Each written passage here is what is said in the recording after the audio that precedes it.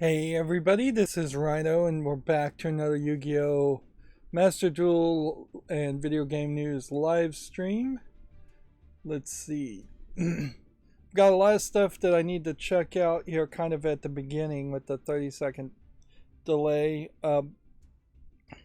Long story short, Friday was very interesting, which led to a very interesting weekend, which is a very nice way of saying that YouTube seems to agree with me that they accidentally just deleted my channel. Like, they said it was either for spam, severe spam, deceptive practices, or repetitive content, or terms of service violations. I appealed it. They immediately, they about 12 hours later agreed with the appeal. So,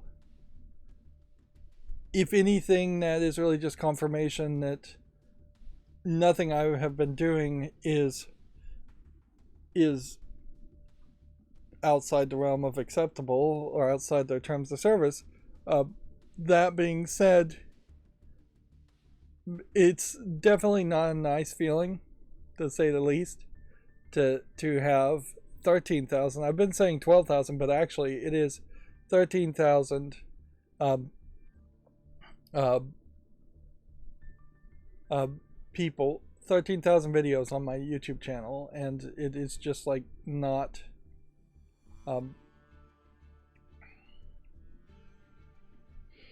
man, I'm losing my train of thought here. I'm looking at too many things all at once. Let's just open a 10 pack and let me grab my breath here as we set up. Yeah, what I was trying to say there is it's not a fun thing, certainly, to potentially lose 8 to 10 years worth of work and 13,000 videos. That led me to realizing, certainly, once again, that I don't have backups and that I have completely dropped the ball as far as trying to have my server set up that I could even have a chance of having backups for that much footage. It led me to move files over so I can have more of a backup on the hard drives on my specific computer, and it led me to look at basically every service that might be somewhat of a competitor to YouTube to potentially have backups, or you know what, just better promote my channel. Like, really, it's more of a case of better promoting my channel. I've done a very poor job and not really cared about most of the notification systems out there. I've not done anything with Twitch, and so you have to stream a certain amount with Twitch to be able to upload videos to Twitch. Part of my decision there is that there is going to be there's going to be 4 major changes. I'm going to actively seek other streaming services and backups. Probably not BitChute. BitChute was a attempt at selling itself as a free speech peer-to-peer Bitcoin related streaming service, and it was very easy when it first came out in that it would just grab your videos from YouTube. It has not done that in years on my BitChute account, and I doubt I would get very many views there. It really isn't a competitor. The problem with all of these free speech platforms is that they immediately become overrun with right-wing people who have been kicked off of other services. So, like Rumble, potentially, is another one. True Social, obviously, is potentially another one where, honestly, if you're going to make a new service, you basically have to say, we can be free speech in all of these categories and aspects except for anti-gay, anti-religion, all the things brands don't want. Although BitChute's idea of potentially having a Bitcoin style, blockchain style videos potentially avoided advertisers in the first place. But yeah, Twitch has slight problems, and as part of that, I'm going to try, let's just jump into a game here, to have a very different experience, it seems like is what needs to happen on Twitch. Starting probably later today or tomorrow, when I start recording pre-recorded footage, I'm going to try to have that live stream as labeled as a rerun onto Twitch. So as I'm recording, there will be some kind of stream of what would be the newest way to get footage of games I'm covering. Compared to YouTube, which has videos scheduled up to halfway through 2024. And I don't know if that's going to be really the default thing, because frankly OBS has some weirdness in that you really can't easily swap between Twitch and YouTube. I did stream on Friday to Twitch to no views, and inherently that is, I think, still one of my biases that I felt with Twitch. I had with Twitch many years ago. It still seems to be very much the case, particularly in the just chatting category, which I could not find a video game news category to stream in. So yeah, inherently, if I was to do this live stream on the just chatting category with the small number of followers I have on Twitch, I would just get no views, whereas at least on YouTube I get a few views, and it is people who actually I recognize and know as fans, whereas Twitch streamers would almost certainly just be random people. And inherently that is the problem with Twitch that I still see, is that you're competing against a lot of Twitch thoughts, or just I wish there was a more generic things, poop heads I might call them, idiots. Let's go with idiots. There's a lot of idiots on Twitch. And I'm not saying I'm a genius or anything, but there's a lot of like young underage kids that want to be Twitch streamers and famous on Twitch. There's a lot of Twitch thoughts. There's a lot of people who are just like pushing the boundaries as much as far as what decency should be amongst streamers. It's really just a wild west, whereas YouTube at least has a better recommendation system that doesn't highlight those people as much. But yeah, inherently I don't think I could do these live streams on Twitch. So weirdly, the live stream aspects of the video game news on Monday, Wednesday, and Friday, still I assume, that may change too, but who knows, those aspects would be still YouTube. But I do want to meet the recommendations to start uploading videos to Twitch. So I'm going to try and go through a growing process on Twitch through live streaming the pre-recorded footage for a while. So that is just going to be, I guess, a sneak peek. But they're all going to be labeled per the instructions and the recommendations of Twitch as reruns, even though I technically will be live and I am not going to be responding to the chat, which inherently I am shooting myself in the foot, but I just cannot pay attention to the chat. And that's the other problem I certainly have with Twitch, is that there's a lot of people on Twitch that are interacting with the chat and they don't really care about the game. It's always chat first and doing whatever the chat wants, and for lack of a better term, prostituting yourself to a fairly high amount, figuratively at least, to your chat, versus being an actual video game critic and wanting to criticize the video games and talk about the video games. So that's where labeling it as a rerun, it comes into it. If you, according to Twitch's instructions, if you label something as a rerun, then they know that you're not going to be responding to comments. And even at that, just having the comments potentially show up is going to probably cause me to be distracted somewhat.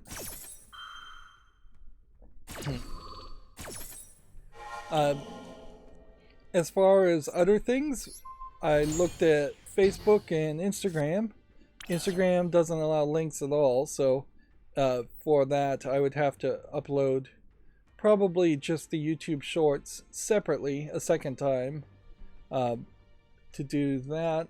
And then Facebook, inherently the meta setup around that also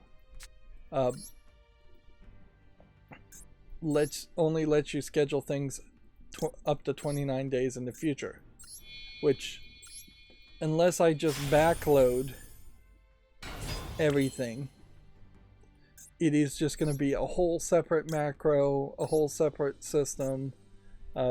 Uploading videos to Facebook doesn't sound like the worst idea there, but I'm not 100% sure it actually would work, because as I was messing with it, it really didn't seem like the web page really wanted to work for me with bigger videos.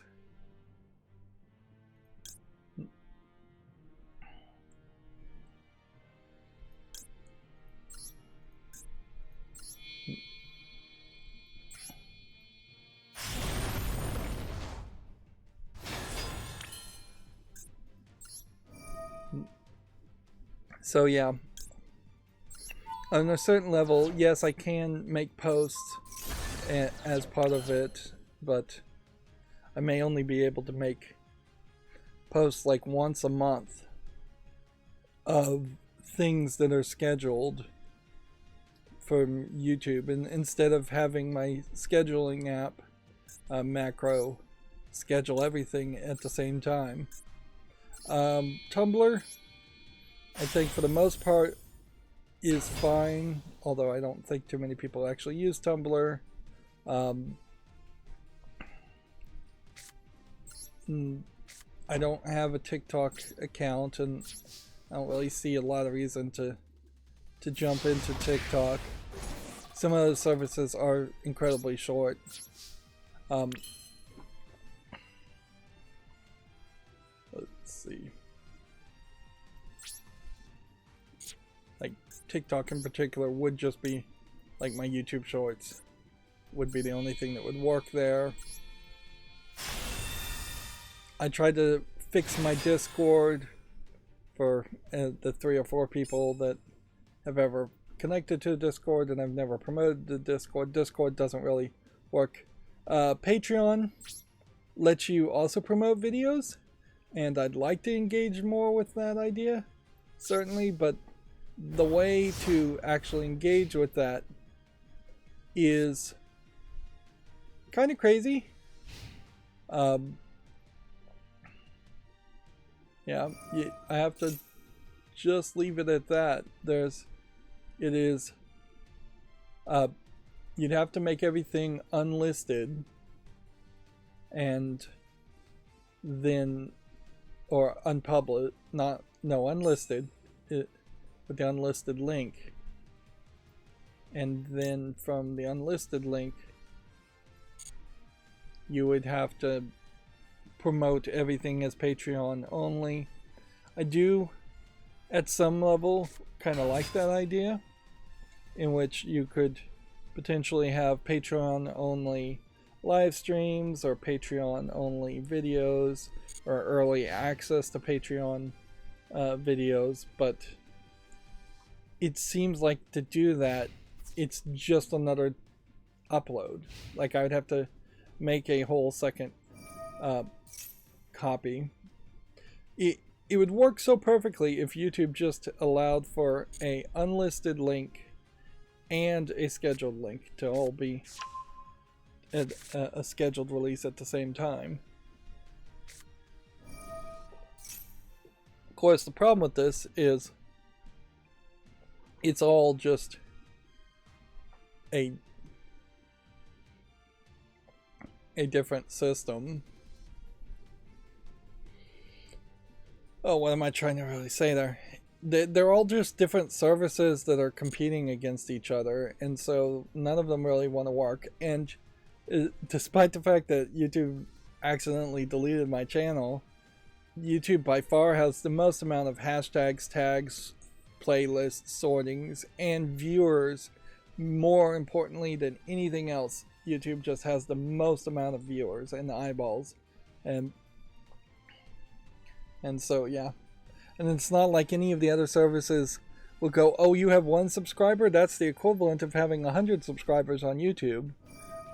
No, they all have ridiculously high numbers as far as any kind of path to monetization. A lot of services don't even have real paths to monetization at all. But I spent most of Saturday trying to program new macros to upload and schedule videos in different services, and every single service uses what is described as a rich text editor as far as you typing in the description and the links, and those are the boxes that once you start typing like hashtag something, it'll start popping up suggestions, or if you hit at something, it'll pop up I'm gonna run out of time here. It'll pop up people you know as far as mentions and things like that. One of the things I guess to show off here certainly is I was looking at the Wayback Machine to see if my YouTube channel had been captured, and the latest time they had even gotten like one of the pages from my YouTube things, not really any of the videos, would have been July 12th. It's now August 14th, so that would have been a significant loss there, but that's really also just the like front page of my YouTube channel, which is not even helpful. So suffice it to say, don't believe that the Wayback Machine will save you as far as uploading videos. I did try to start a Google checkout. This is... whoops.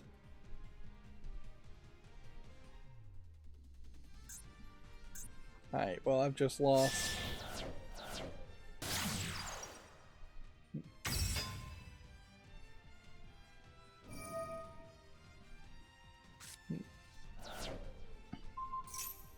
But even if I do successfully do the Google checkout, it's just going to be like a massive hard drive or two of...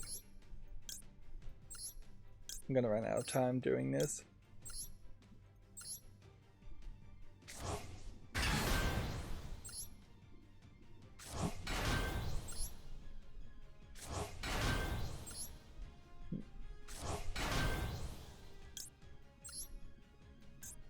Yeah, it'll just be massive download links.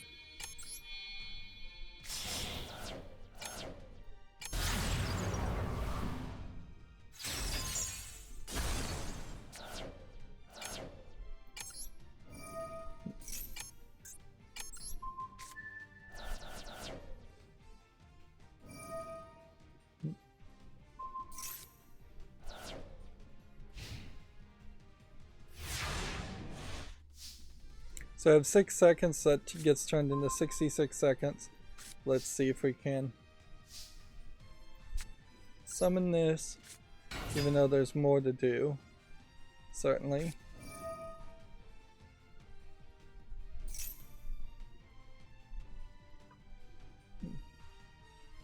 Yeah, my only hope is that he possibly is running out of time too, and that his response is would run out of time faster than I would run out of time.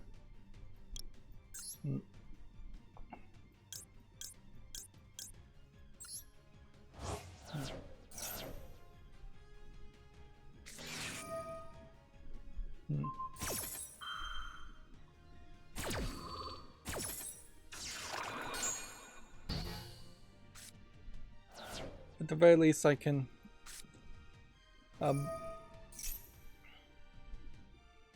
I guess activate spells and things.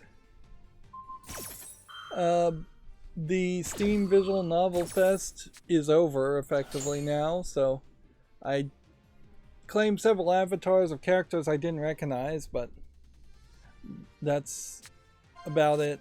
It is, although, a little reassuring to see that there is potentially a renewed interest on Valve's part to give away items, even if they are pointless, like point shop avatar items.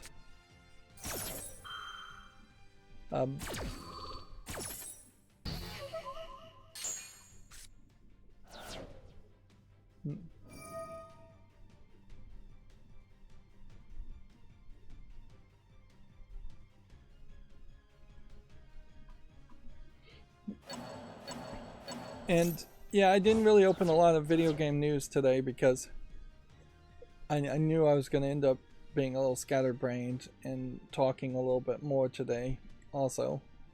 Like, speaking of being scatterbrained, like, they're advertising all of this. Let me just go ahead and end the turn. Seems like I didn't even draw a card there. They're advertising these Bioshock stuffed plushies. And I see a Big Daddy here. And then I see a tonic here. And then this looks like a tentacle, but I don't know what that really attaches to. And then for the life of me, I could not tell you what this is supposed to be. Like, is it... It feels like it's something that has fallen over backwards or something. Because, yeah, this really doesn't look like anything, and I just can't tell you if this little green arm here and this little green arm here is supposed to be connected to this, and if this head's supposed to be connected to this. But yeah. It's not a good picture, certainly, to show off your merchandise. Clearly, this should be foremost, and like maybe put the logo at the top where it says Bioshock X U2s and put the two different items side to side so they're not all crunched up. GameDeveloper.com has this article saying yelling is not journalism, it's a editorial. There was an opportunity to give players context for why games release the way they do, but instead it was designed to incite anger directed at a few devs. Now, inherently, I don't care what this editorial is talking about here. This is being reposted even from insert credit, so it's from a different website, which is interesting. Inherently, I want to just talk about the headline, which is mostly what I want to do in a lot of cases with GameDeveloper.com articles, or editorial in this case. And I would say yelling can sometimes be journalism, depending on how you do it. Like the part about journalism that makes journalism in my mind is if you're actually conveying information and newsworthy information in particular. Whereas there definitely are some people who will just say almost absolutely nothing. That has been one of my criticisms as to why I've never been able to get interested in watching Angry Joe, which I think I subscribed to Angry Joe again and must have unsubscribed and completely forgotten I did it because I'm not seeing his videos anymore, although he doesn't really make that many videos anyways. But his style of theatrics a lot of times is just him trying to do something he's been doing for like 5 to 10 years, of being acting like he's very angry and just going, this game sucks, it's so bad, it's so bad. He does try to put a little bit of information into it as far as what he's talking about, but it is hardly very descriptive or detailed as far as what he's talking about. If he says the platforming sucks, he'll say the platforming sucks. Whereas that's where journalisms have certainly an opportunity to improve their writing, by saying the platforming is designed in such a way that every ledge is always just barely within reach, and often feels like you have just lucked into landing a jump versus being skillful about landing a jump. In fact, having just finished playing Trying 2, that's very much in line with my experience with Trying 2, is that a lot of the platform jumps feel like they are slightly too far away, particularly not so much with the platform jumping as much as with the experience orbs to collect. Those are many times there are experience orbs that feel just slightly too far away to way too far away, and for the most part the only way you're going to get all the experience orbs in Trying 2 is if you play the game a second time and you have the low gravity field ability, which you have to unlock through leveling up through the majority of playing the game the first time. Once you have the low gravity field, you can do tricks to play with the physics to make yourself get higher to the orbs. But then there are also some experience orbs in Trying 2 that are just hidden. There are foreground elements hiding them so you wouldn't see them at all, and that is definitely in direct contrast from the idea of them being jumping challenges. They then become hidden object challenges, and having both of those as a concept I don't think works particularly well. But yeah, that's an example of just trying to put detail, trying to put information as far as being a video game critic. Being a journalist, not much different, although arguably if you're purely staying in the role of journalism, you should not be part of the story at all. But your delivery is definitely part of the story, and there definitely are Fox News type people who make their whole career around being aggressive and yelling. I think the quartering on YouTube and other places is kind of a great example of often faking outrage. It certainly has been successful. Unfortunately, passion of any kind sells very well. Humans are like other humans with emotions, so the idea that journalists should be flat and neutral and unenergized in their delivery just does not work. But yeah, I would not definitely take the broadest of terms in saying yelling is not journalism. And particularly in the video game industry, video game gamers have a lot to be upset with, certainly, as far as the video game industry. You cannot really stand up and defend the late stage capitalism style abuses that have been done on gamers in the past 3 decades in particular. But yeah, because it has really just gotten worse and worse as far as game developers trying to steal or trick people out of as much money as possible, have their hands in the pockets of their consumers, and do microtransactions, do DLC, do price increases on top of microtransactions and DLC, adding live services to add a bunch of features to funnel more people into microtransactions and DLC. On top of which, before we had online that really allowed for a lot of microtransactions and DLC. We also had incredibly expensive schemes of selling accessories for consoles that were very expensive consoles in the first place. Price fixing effectively has been the standard in video game consoles from the beginning. There's definitely some rare examples of the video game industry being generous and treating their customers right, but for every one of those examples, there's probably about 200 other examples of a video game company trying to rip off people with low quality products that they should have known were low quality products, or with products that were designed specifically to rip people off. In comparison, if you think about the movie industry,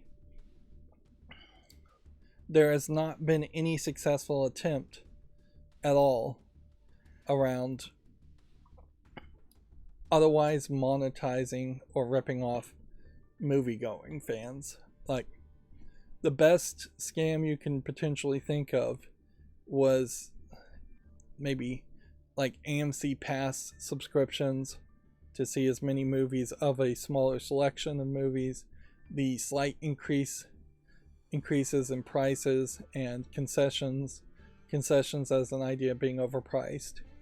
But for the most part, if you go to a movie theater, you see a movie, the movies arguably have gotten a little worse, in many people's opinion, with the Marvel movies just being blockbuster hits, and then eventually I think the Marvel movies got cheaper and cheaper, particularly with like the CGI and the effects and things like that. But there definitely aren't expensive membership fees that you have to be a member of a movie theater to go and see a movie. There aren't season passes outside of the AMC Pass to see movies. There isn't DLC on the movies where they add another scene potentially.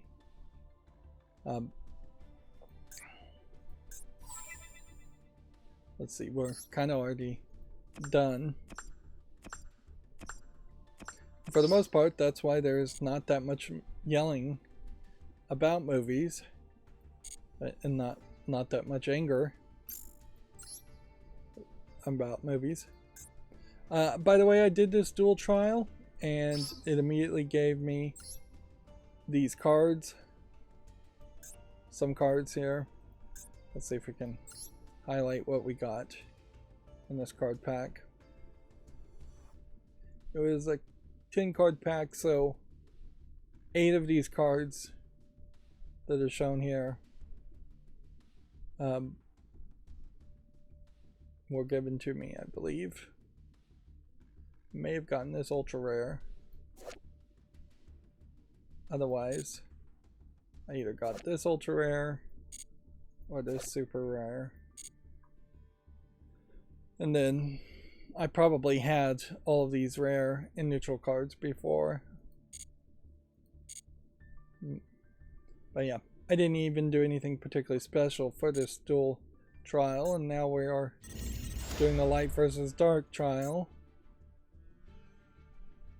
So, light versus dark. Dark Magician versus Blue Eyes White Dragon. Let's go with dark first. And then this trial seems to me like it's pretty much more of the same. Are we even getting a reward here? A light and dark dragon protector. So we want to get to 5,550 at least as far as medals, which is probably more work than it's really worth. Guess the question is, could we potentially take Zodiac Tri-Brigade? No. Every single one of these cards would have to be dark cards.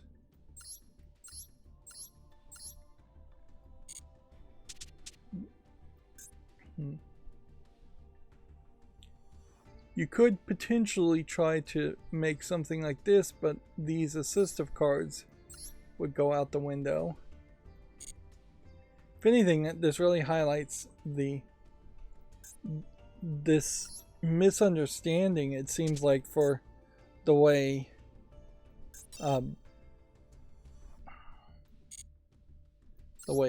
Yu-Gi-Oh decks are made, because I've just never seen a Yu-Gi-Oh deck try to be 100% dark enemies. Allow them to interact with Intersector monsters as equipment cards, among them Intersector Dragonfly has a powerful effect that can special summon Intersector monsters from the deck when the equipped card is sent to the graveyard. Combine it with Intersector Hornet, which has the effect to destroy a card on the field to deploy monsters in quick succession. Let's try that. Has this started yet? No.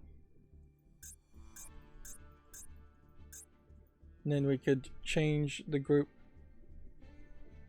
Okay, so this is basically the exact same event idea, with a added caveat of limiting you to only playing light cards if you're on the light side, and only dark cards if you're on the dark side.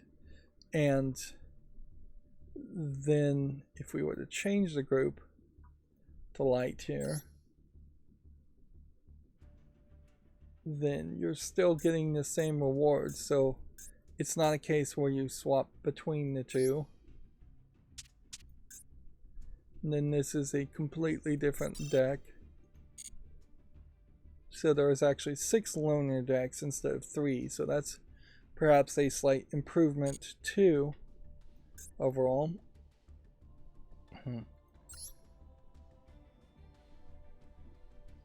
But yeah.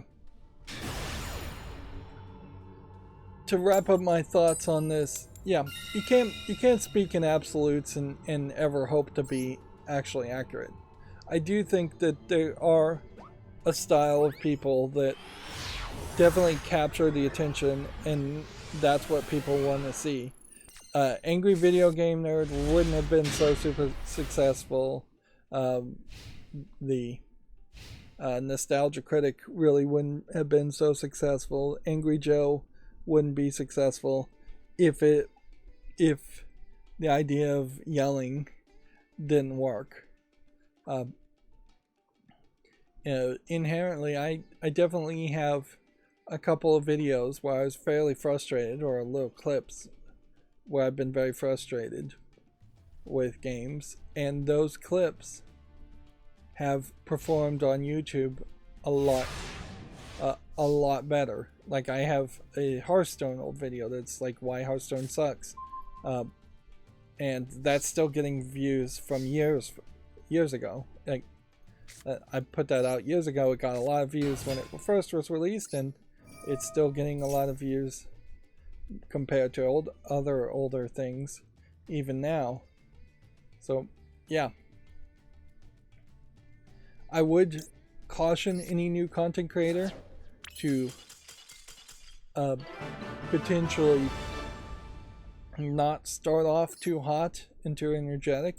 You inherently will start off very energetic if you were a content creator of any sort, and then eventually you'll boil down into a more routine, calmer, older mentality, certainly. But if you start off too hot and then you become super popular too hot, I imagine Angry Joe really does not enjoy having to yell as much and wear out his voice years later. I imagine he's not super happy that he's still wearing the same Superman t-shirt and black leather jacket for every video.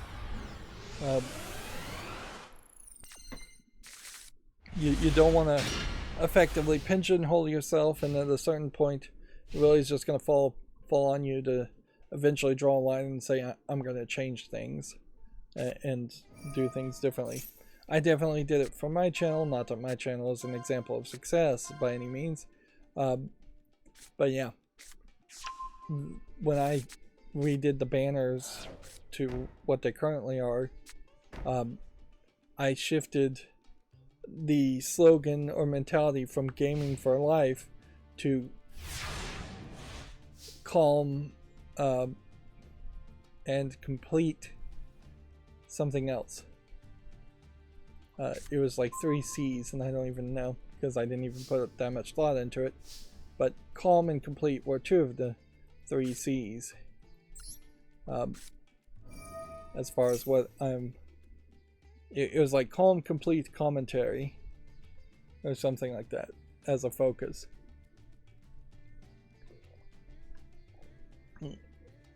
But yeah.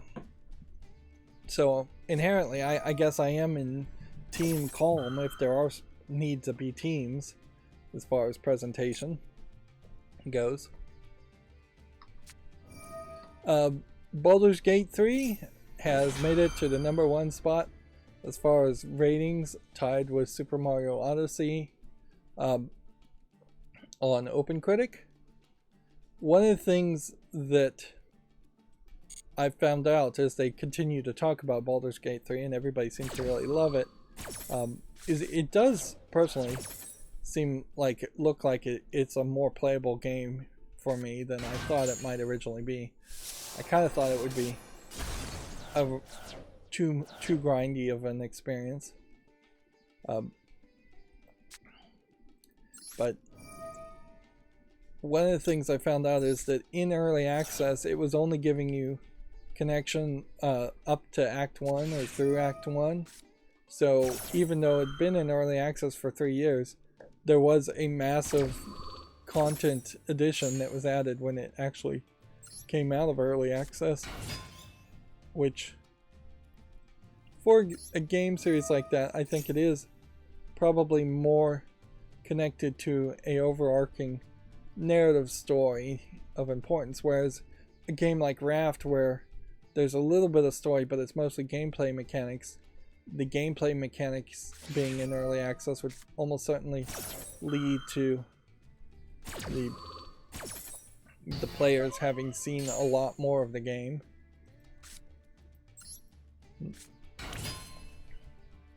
So yeah, it definitely feels like if you can have a narrative experience, you should have a narrative experience be a big thing if you're going to be in early access and hold back on the narrative experience as much as possible. That does kind of point out a interesting aspect on these role-playing games, in that hidden inside of every role-playing game there really is this stuck in a storybook style of narration or narrative experience. Like in Skyrim, which is a game I can speak to a lot better, you are always going to become the Dragonborn. You're always going to be asked to choose a side in the war, and you're going to always end up fighting the evil dragon at the end, regardless of what character you created at the beginning of the game, regardless of what actions you take throughout the game. And there are several other main story missions that just happen regardless.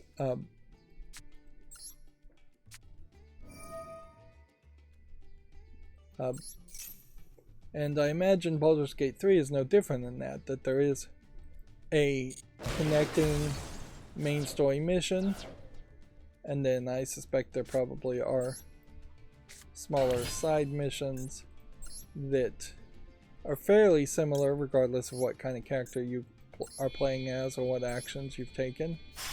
And I don't really believe that there's just infinitely generating side missions of any real note. There very possibly are some small infinitely regenerating, resetting side missions, but I would overall assume that that's actually fairly minimal.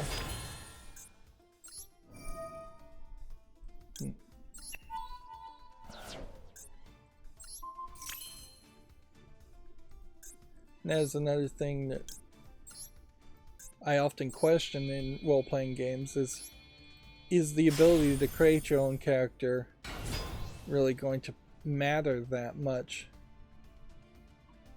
Because in the end, the main missions may be the same and how people treat you may be the same, or there might be slight narrative branchings in how they describe a character or how they treat characters.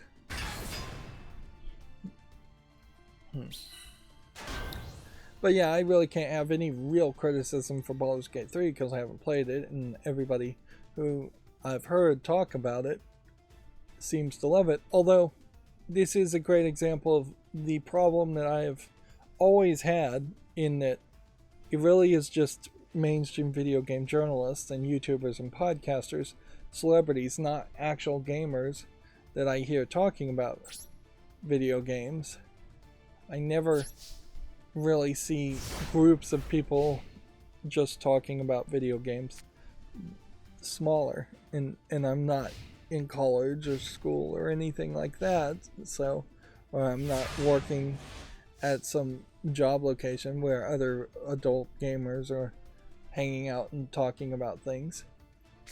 I would imagine young kids are still very much talking about Tears of the Kingdom, and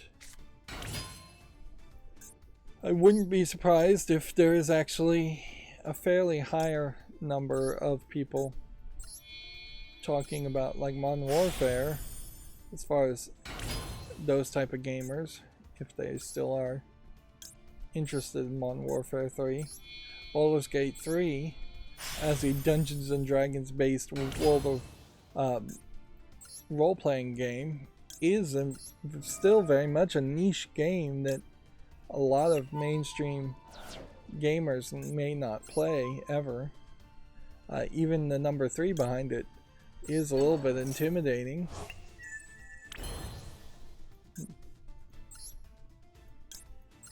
Let's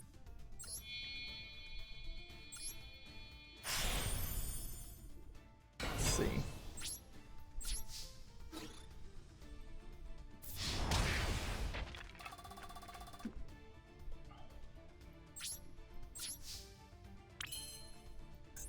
Speaking of something that might be intimidating, I know I'm taking some longer pauses here.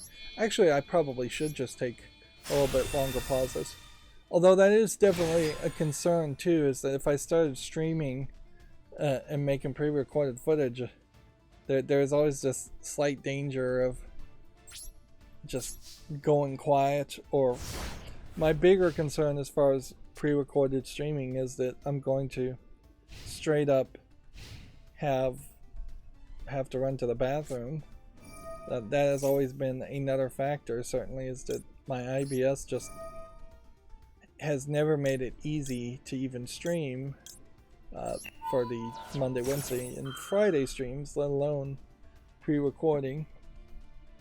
And it will be incredibly inconsistent too. I will like make a 1 hour video episode, and then I'll take 2 or 3 hours of break, and then I'll make another 1 hour episode on Twitch, and this will be popping up in the middle of the night more than often than anything, like sometime between 10 p.m. and 6 a.m. will be the vast majority of that content going out. And yeah, definitely doing all of this is just going to be more work that I'm going to have to try my very best to optimize as much as possible, if not automate. Video Games Chronicle says Ubisoft has a new Far Cry intellectual property boss. The writer for Far Cry 5, Drew Holmes, has been promoted.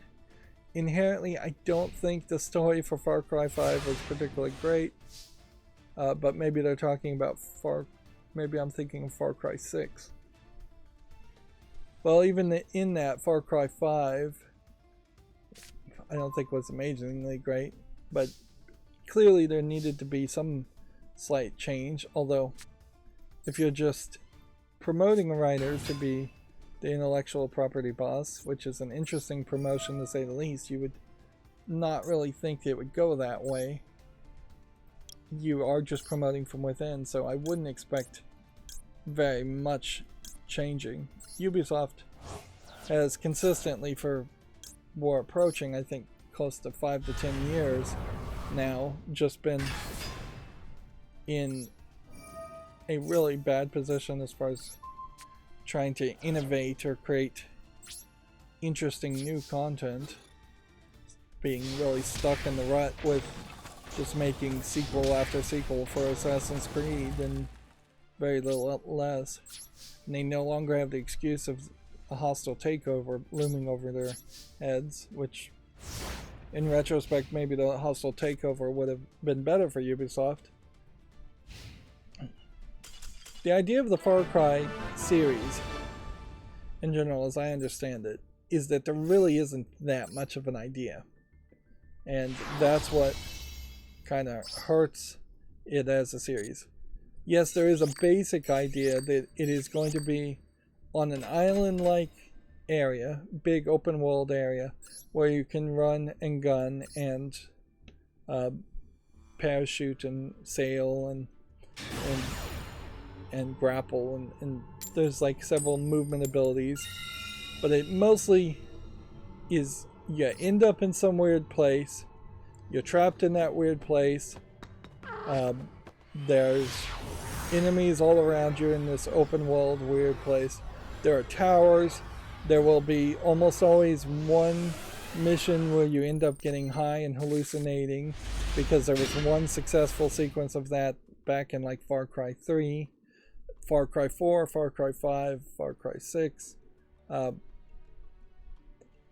all really just aping the successful aspects, the small successful aspects that people liked from Far Cry 3, and maybe in Far Cry 4 there was an idea that was slightly better improved. But yeah, there's always a major bad guy that's the focus, so there isn't really a protagonist character that's the focus, unlike every other game where you have like your Nathan Drake character as your protagonist. You play in every Uncharted game, except for the newest ones, as Nathan Drake. I couldn't even tell you the name of any of the protagonists in any of the Far Cry series. In a lot of ways, I think the Far Cry games to probably play would be Far Cry Primal, which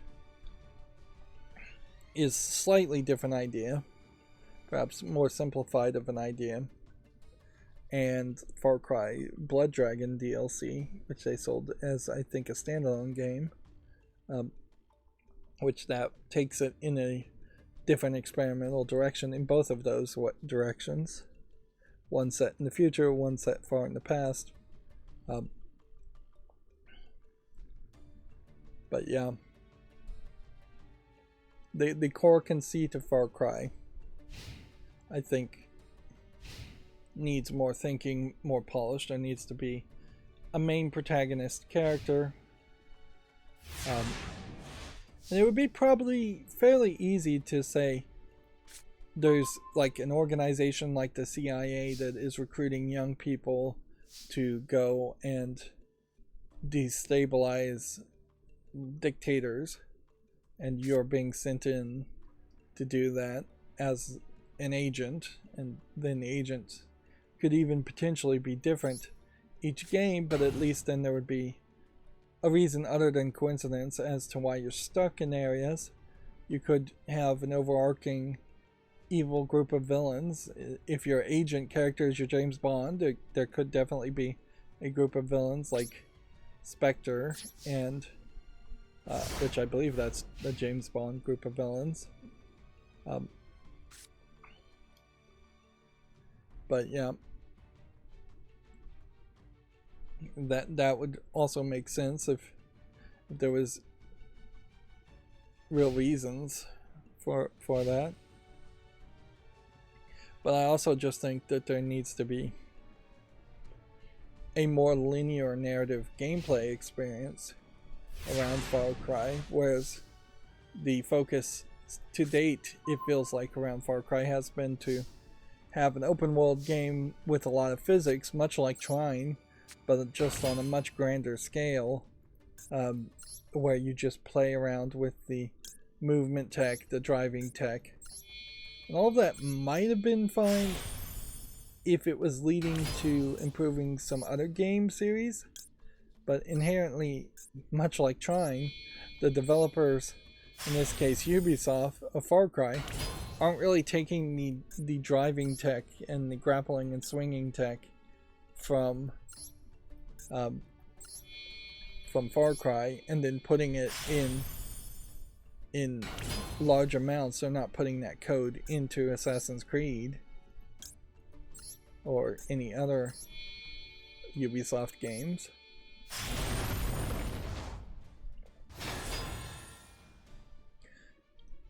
I would suspect that there's a decent argument, having not actually played any Far Cry games, that to say that Far Cry games are probably better than Crackdown 2, very possibly better than Crackdown 1, but I would say Crackdown as an idea, in comparison, sets you into a very nice direction.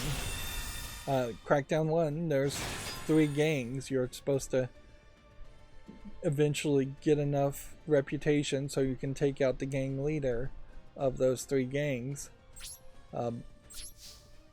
Crackdown 2, there's basically islands with zombies and you're trying to take out the zombies. I don't know if that really boiled down to there being 3 gangs again, but it kind of made some sense. And I would say Crackdown particularly goes vertical instead of horizontal with its level design, particularly Crackdown 1, where the islands are particularly small, but the buildings go very high and you get increased jumping points, which added a very fun gameplay mechanic to that series. But yeah, if a Far Cry game started and it said there were 3 to 5 lieutenants in the world and you have to take out those lieutenants, maybe they do say that, but they really haven't advertised that. Instead of, potentially it feels like they advertise the games as the idea of you will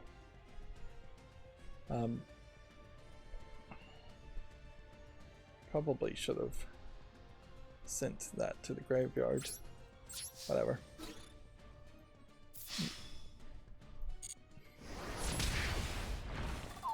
My understanding of Far Cry is that there are enemy bases, but they just kind of respawn and they just don't matter. And I definitely have seen the advertisements for the most recent Far Cry, and the overemphasis on the main bad guy led to a lack of emphasis on potentially any lieutenants he may have had. Like, the next Far Cry cover art almost certainly should have a main bad guy who is then followed up with at least 4 lieutenants that would be like in each of the corners of the map, and that they would potentially have different types of ways that their gangs fight, like maybe one with sniper rifles, one with explosives, one with handguns, one sniping with bows and arrows and stealth style killing. Yep. Then that would potentially say, alright, so if I want to go fight these kinds of enemies, I'll go in this direction and I'll mostly see just that type of enemy. This guy is taking forever to do absolutely nothing, so I'm not gonna play along with that.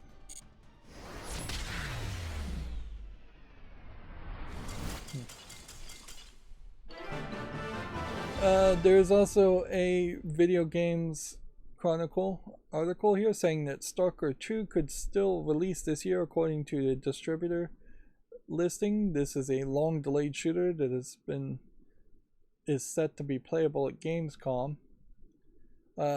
the Stalker series, obviously I haven't paid a lot of attention to it because I would have thought we were closer to Stalker 4 or 5. And inherently, I guess I'm just confusing Stalker with some of the other Russian, Eastern European style games or looking games that exist. The Metro series in particular is, I think, the series that I probably confuse with Stalker quite a bit. It's almost not even particularly relevant to talk about a Stalker series if we're just up to Stalker 2 when the Metro series seems to have 4 or 5 games.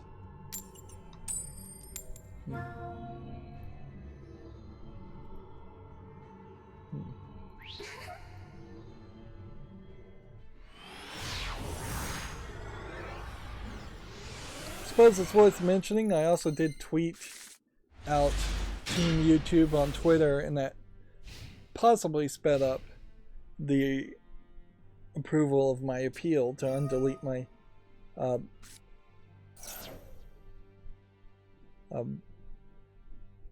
of undeleting my channel. So complaining on Twitter seems to probably still be a good idea.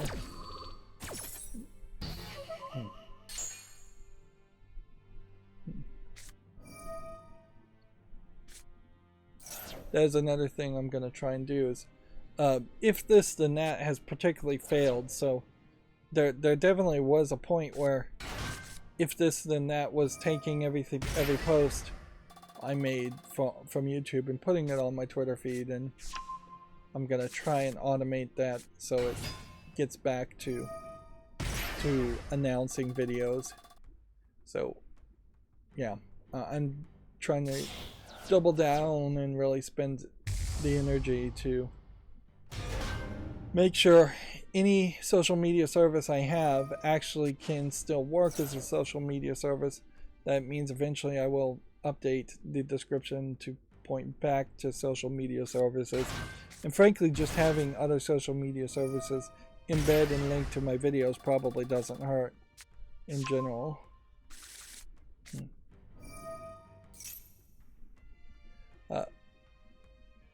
Follow up on that story is the new writer in charge of the Far Cry IP worked on Bioshock and Saints Row, which, yeah, okay, that gives me a little bit more hope. I don't know though if being the boss of the IP is the same as being is the same skill set as being the narrative lead on the IP. I think Far Cry probably would suffer if all of a sudden it became a two-handed game where one hand is dealing Bioshock style magic and then you're shooting a gun with the other hand. I don't think that's what the Far Cry series needs. And certainly we don't want to see the Saints Row reboot style of quality in the Far Cry series. Nor do we really want the completely over-the-top zaniness of Saints Row in the Far Cry series. Although a little bit of zaniness is probably fine. But if you're getting to the point of like Gat Out of Hell level of zaniness where they've just one-upped themselves over and over and over again and painted themselves into a corner, that's too much. We don't need a big purple dildo bat in in the Far Cry series.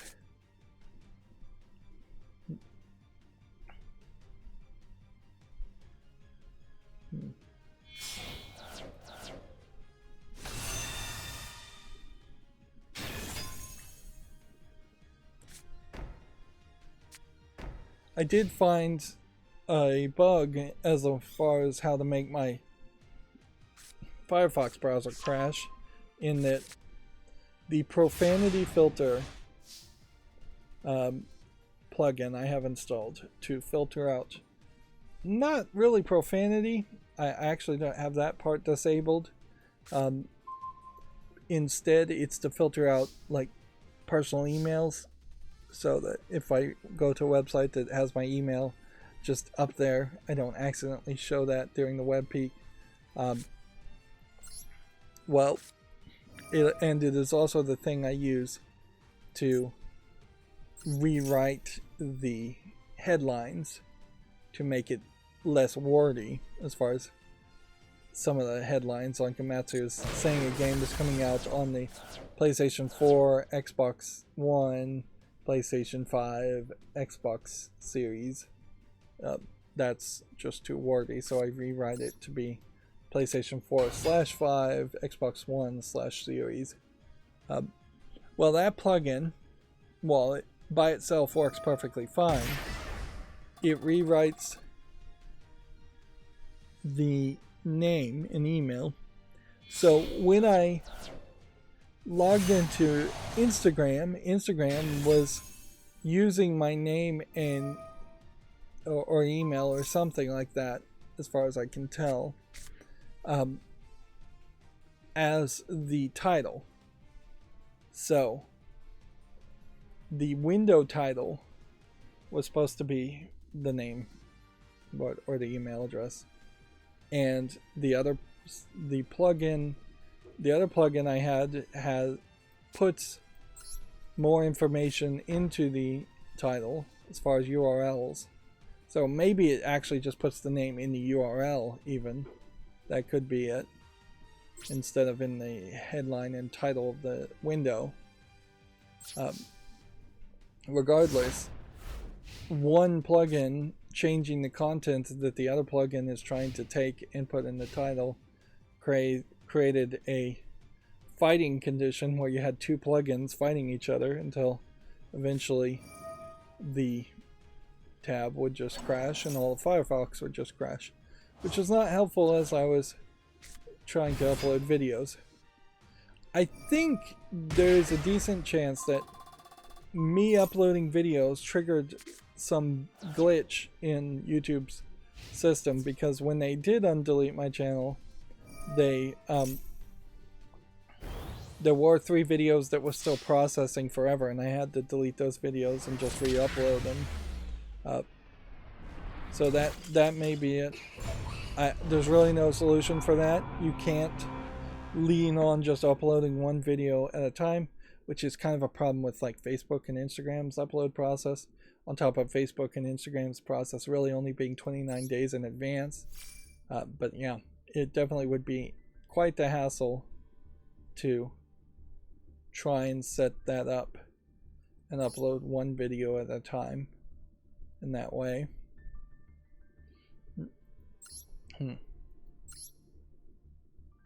But yeah. And then I would also say that my ability to make a post, and honestly this may just be everybody's ability other than the elite few on YouTube to make posts, seem to be completely eliminated now. I vaguely recall they may have even said that was the case. So I tried to put a post and have it show up in notifications and have people see it, but yeah, it's not going to happen. But that being said, there were 2 rules there as I started to think about what I may have done that possibly would have been in violation of the terms. And inherently, I guess if you want to be a terrible parent, you should just tell a kid, you're in trouble, and we're going to talk about this when I get home this afternoon.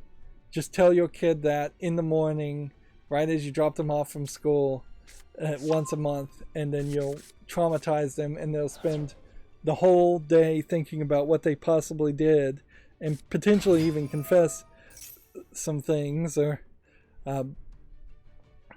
but yeah, that's effectively what YouTube did to me. Is they said, well, you're in violation of this, so start to think about what you possibly could do, because we're not going to tell you what you did.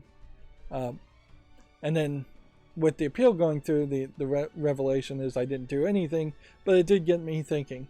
So repetitive names probably aren't in violation of spam. But check out this video game shorts. The shorts that are until about the 28th of this month are still going to be called check out this video game in the title.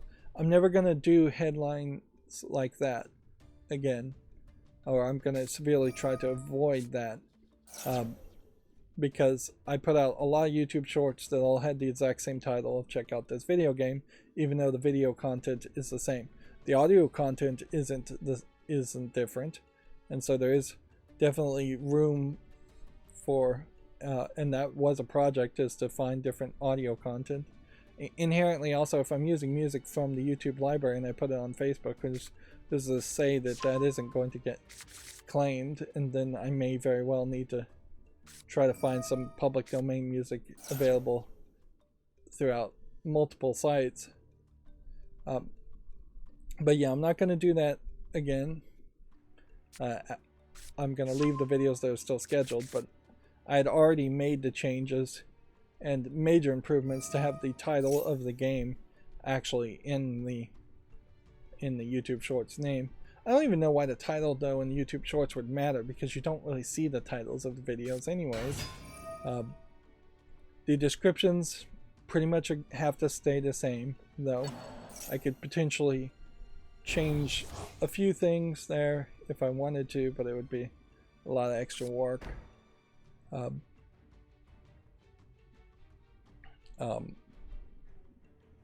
But yeah, I'm going to immediately block anybody, unfortunately, that doesn't speak English. I heavily suspect that just liking non-English speaking, or even posts that are labeled as non-English speaking posts, I think that triggers their spam detection system, which obviously YouTube's algorithms are insane and not programmed by a actual human. But yeah, if I see anything non-English in the comments, you're just going to immediately be hidden from the channel, to not be able to comment anymore, and I'm not going to react to it. And anything that even is a joke that looks even a little bit of spammy is also going to be hidden. I think it's incredibly unfair that YouTube is holding channels hostage based on the comments, but that seems to be literally what they said they would do, is that if you're not doing your best to keep the spam out of your own out of comments on your videos, then that potentially will affect your channel.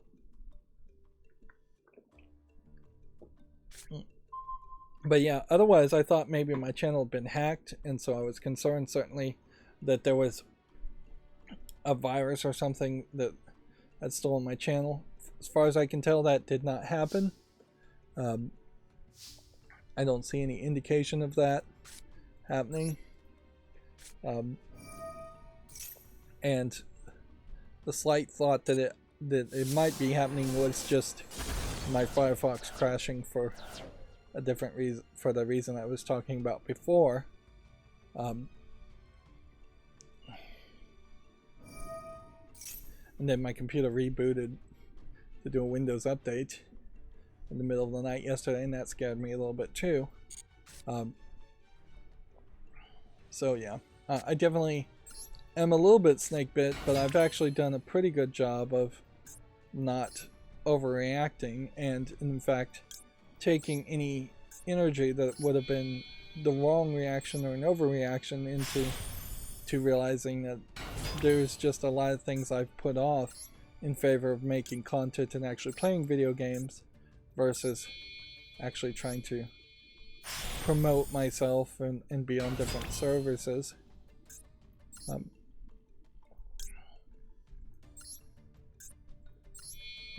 so I'm going to put more work into that. I still have a ton of work to do on that aspect, certainly, with needing to get my server working in some form or fashion.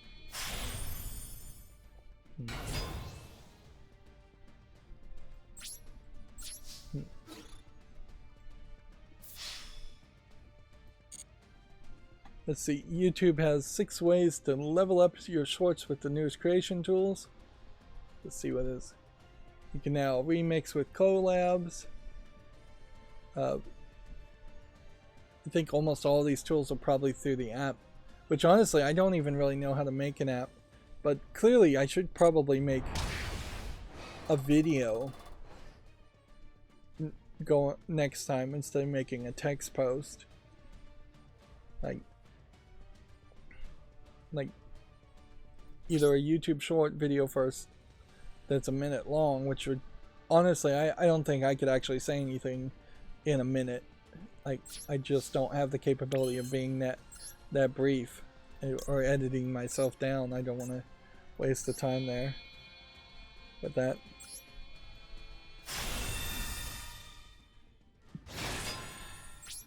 But yeah, if there's a big announcement, I should make a video next time. And there's definitely room for doing that. Experiment number 2 here is experiment with effects and stickers. This is all just basically stealing TikTok ideas, I'm sure. But yeah, go live and get discovered on Shorts. Streamline your creations with suggestions.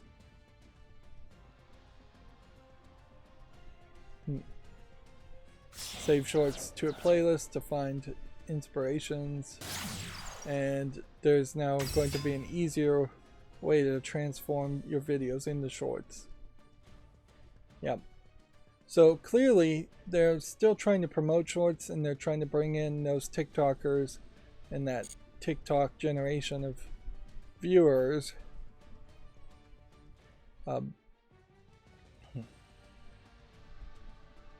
They also are promoting YouTube premieres, although there literally has not been anything added as far as features to YouTube premieres in a long time, and I don't really know what you even would possibly add to YouTube premieres. There definitely is room for improvement on just everything YouTube. It is getting all over the place as far as different offerings, different settings. It's not in one general section or one general content thing. Inherently, what I'm working on right now highlights a big flaw in that they obviously don't want to make it super easy to share to other platforms, even if YouTube by default would almost certainly be the primary platform. And I'm sure Instagram, TikTok, Facebook all also don't want to make it super easy to share to their platforms, as they would be the secondary platform. I still feel like the film strip mentality of making videos works way better for me than anything else. And a film strip where you would drag potentially one square video to the left or right to make a playlist also gives you the idea of folders, which certainly would be useful for me too, although inherently they probably are targeting people who have made 500 videos, not 13,000 videos. So advanced features like that probably don't help smaller content creators. Better suggestions, certainly, as far as how to improve your content, what topics people focus on. If there was a better way to say, these are the videos your viewers are also watching, so watch these videos and see if maybe you could learn something from these other content creators, that would be fairly helpful.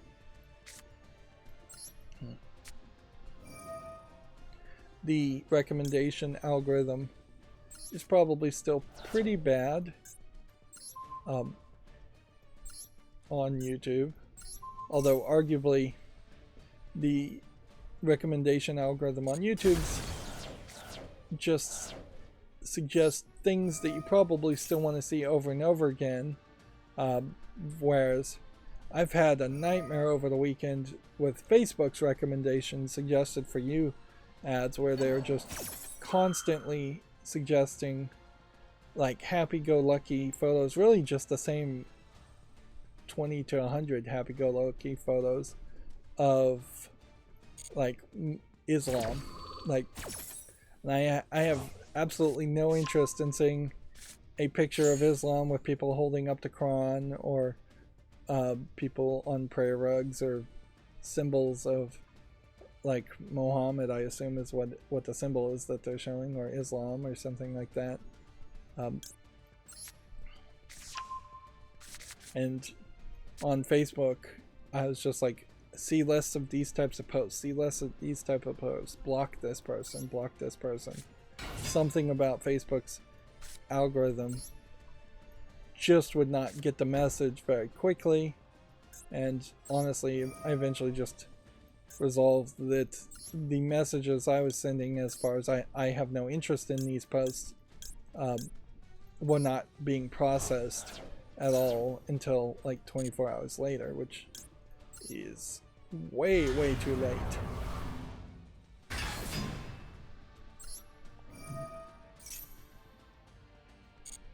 Eventually, 20 to 48 hours later, I did get to a level where I stopped seeing those posts, and then I'm just back to the other garbage suggested posts.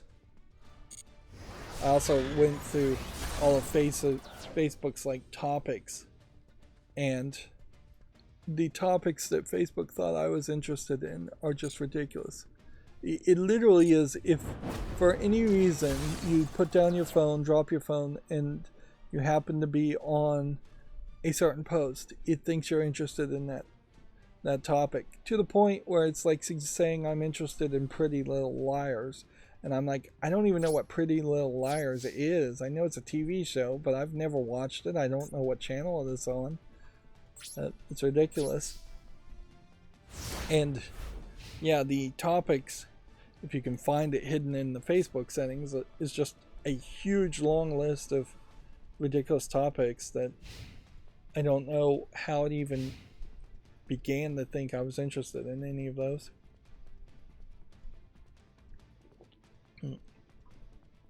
Which inherently, if I'm having trouble with the recommendation algorithm by default on Facebook, that highlights that Facebook probably isn't the place you want to go to put content on as your primary content place. Although it does seem like Facebook would let you upload videos, so it might be a very decent place to have have your videos backed up, assuming there's no real limitations on that, and assuming you can even download the videos after the fact. The QuakeCon sale, yeah, news today is going to be a little different. Certainly in the talk today is a little different, in that I'm not trying to focus 100% on the news. QuakeCon sale lasts for a couple more days until the 16th. We have a Naraka, Blade Point, and Nier Replicant, Nier Autonoma crossover event, which looks like it's just really skins in Naraka game Blade Point. They talked about that happening. Well, I guess I should have probably activated my ability there. But overall, it's not a lot going on otherwise. Just your general sales. I guess you can always get refurbished Steam Decks. Let's check out this Monopoly and see how well this is selling. Monopoly Madness, absolutely hated, mostly negative at 49 reviews. Monopoly Madness Dino City has no reviews, and then Monopoly Plus is mixed reviews. I think Monopoly Madness is not really a Monopoly game at all, as far as what you're expecting. Buying both of those for $15, not a terrible deal there. Monopoly Madness for $7.50 is way more reasonable, I think, than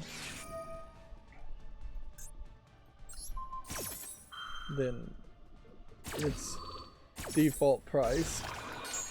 Monopoly Plus for $5.99 is not a terrible deal. Unfortunately, I really am not at the point where I'm willing to spend extra money.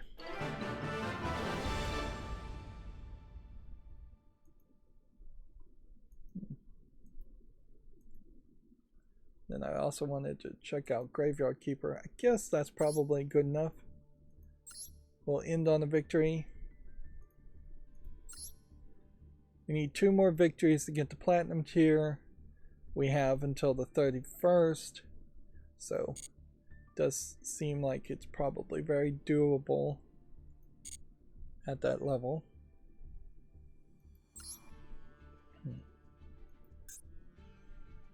See, Duel in solo mode, Fusion Summon, Pendulum Summon, and Link Summon still.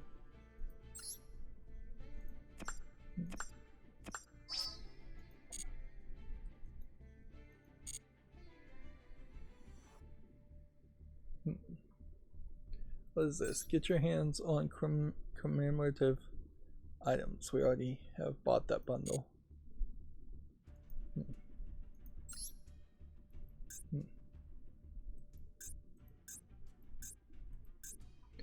Probably can't afford anything anyways. Yeah, I really don't have enough gems.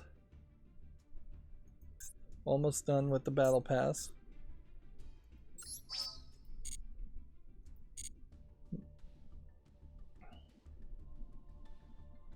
Graveyard Keeper here is very positive reviewed, so this looks like a game I've overlooked for some reason.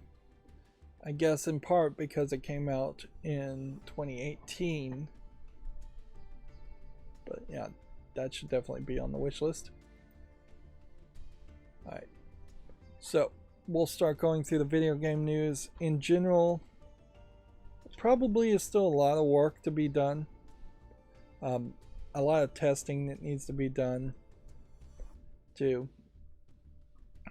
Like, I just have made the rough templates as far as scheduling and uploading videos, and honestly, most of the services, at least half of them, aren't going to really work the way I'm at the moment. So I'm gonna have to do a lot more testing and a lot more thinking.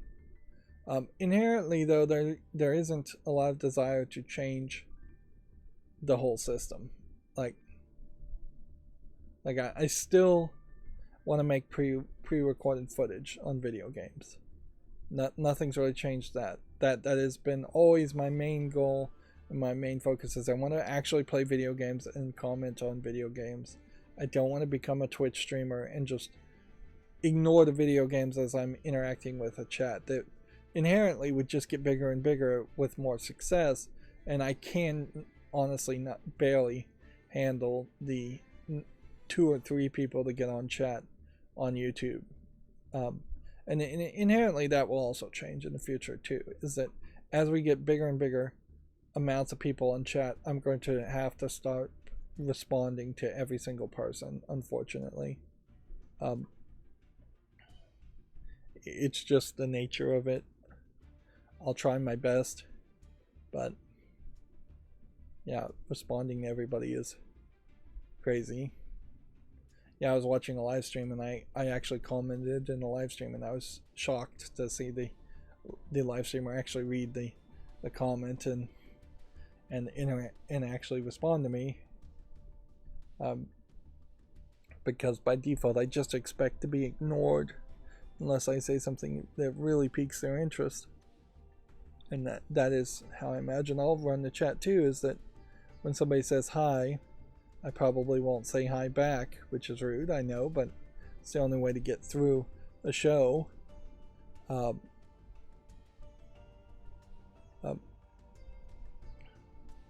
yeah, I guess I have a lot more work to do. Yep. So let's go through the video game news. This macro in particular seems to still be breaking, and I really should just run that and try and figure out what the deal is with that. Like, the news macro is the one macro that I haven't really wanted to touch and make changes to, whereas the scheduling macro is what I've been really focusing on. Sadly, I really don't feel like I'm gonna have an easy path to transitioning to building the server rack I bought, which is just physical labor, and fixing and building my server.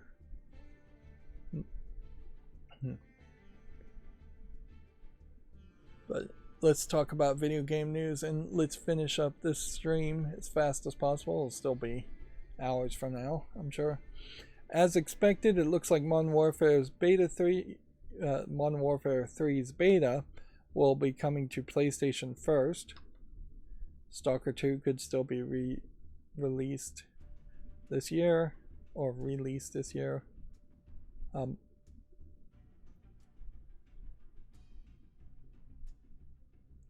Stalker 2 has not been available on any other console or platform before this point. It's not just a case that Stalker 2 is coming to Xbox later this year, potentially. This would be the first of it. We talked about Far Cry's new IP boss. Pokemon Scarlet and Violet DLC trailer confirms returning starter Pokemon. Let's see. You have a Blastoise character.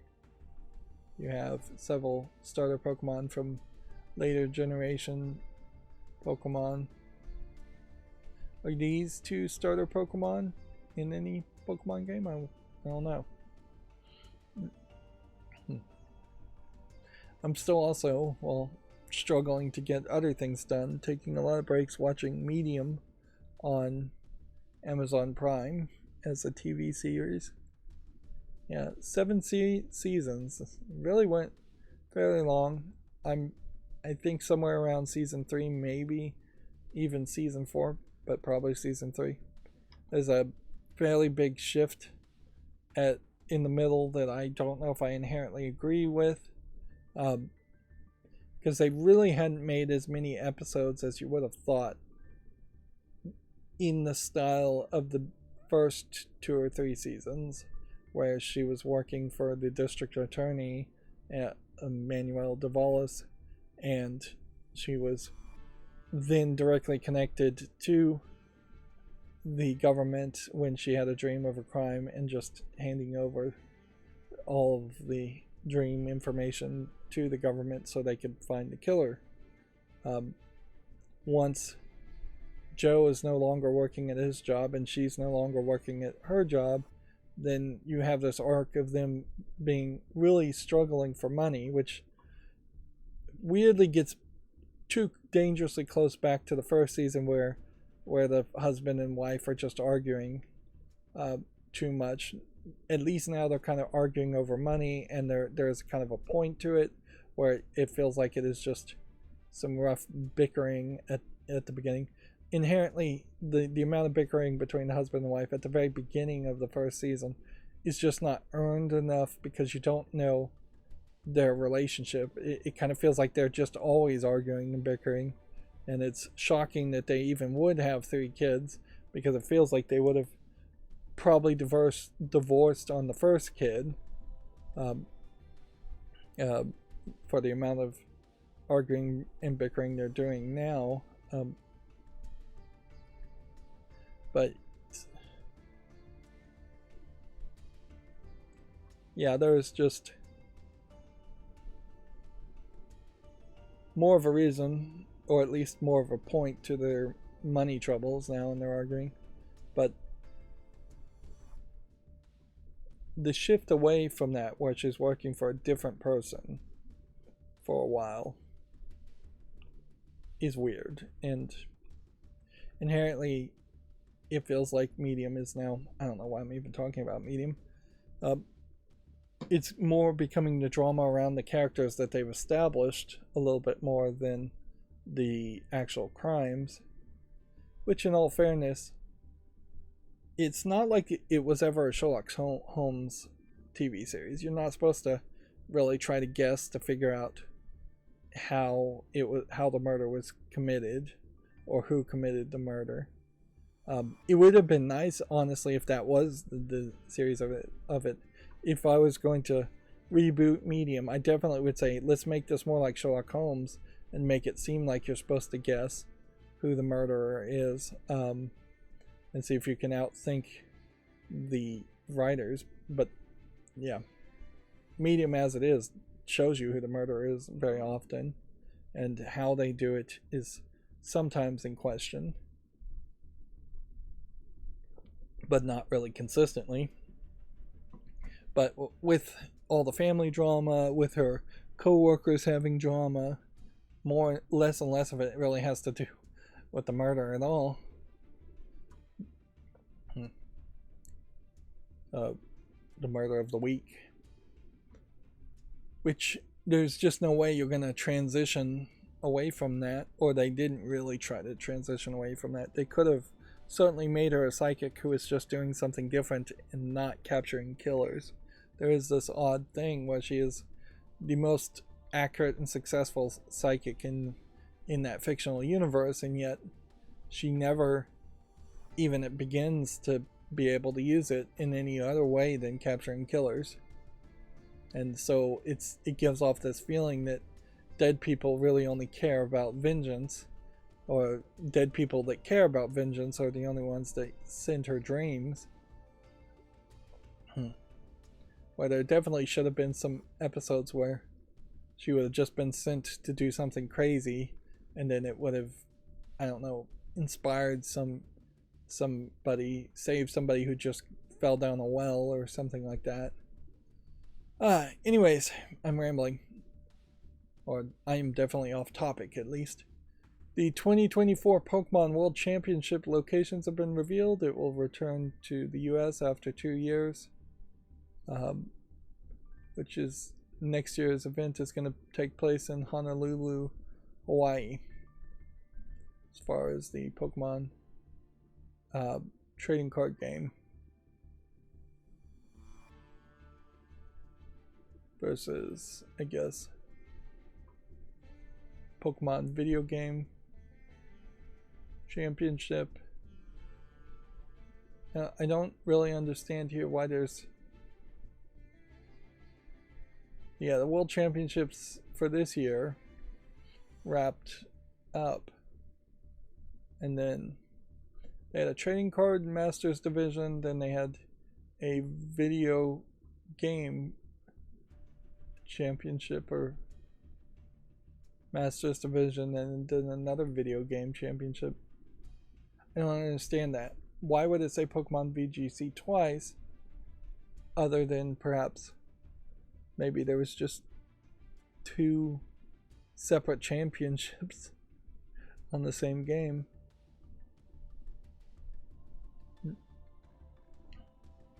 So yeah, Video Games Chronicles here is doing a real bad job of explaining what the difference between this Masters division and this Masters division is.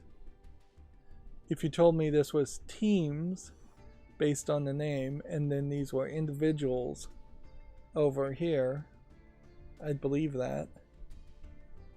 But also you see that there's Masters divisions for 3 different games, and then no mention of any other divisions.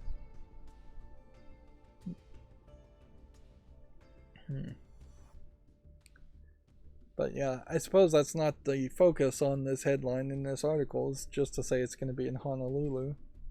Which, generically, if you're having any event in Honolulu, you're wasting a ton of money just so you can have all the presenters and judges have a nice vacation.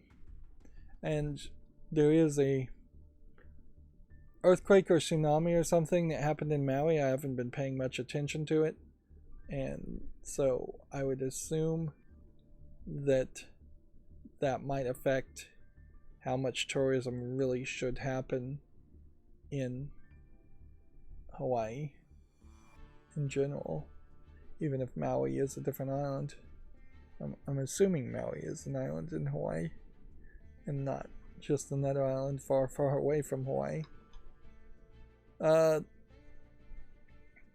Teenage Mutant Ninja Turtles: The Last Ronin gets a teaser. I follow some comic book YouTubers, and they definitely were talking about whether the spoiler of the events of The Last Ronin should be considered an actual spoiler, or if the secret reveal is around the idea of should be once again not spoken of, even though people who would have read the comic years and years ago. So the spoiler is out there. The video game might change it.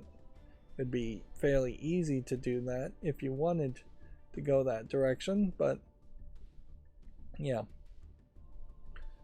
I think when you have a derived piece of art, I'll throw out my own opinion there, that you really don't, you aren't able to reapply for don't spoil me bro protection, or no spoilers protection. So yeah, the big spoiler, of course saying a spoiler is a spoiler according to some people. That's dumb, but the big spoiler here is that The Last Ronin is the last surviving of the 4 Ninja Turtles. You can see on the picture here, he has on his back the bow staff of one of the Ninja Turtles, the nunchucks of one of the Ninja Turtles, the swords of one of the Ninja Turtles, and I don't see them, but there should be some size also somewhere here, but I'm not seeing it actually in the image.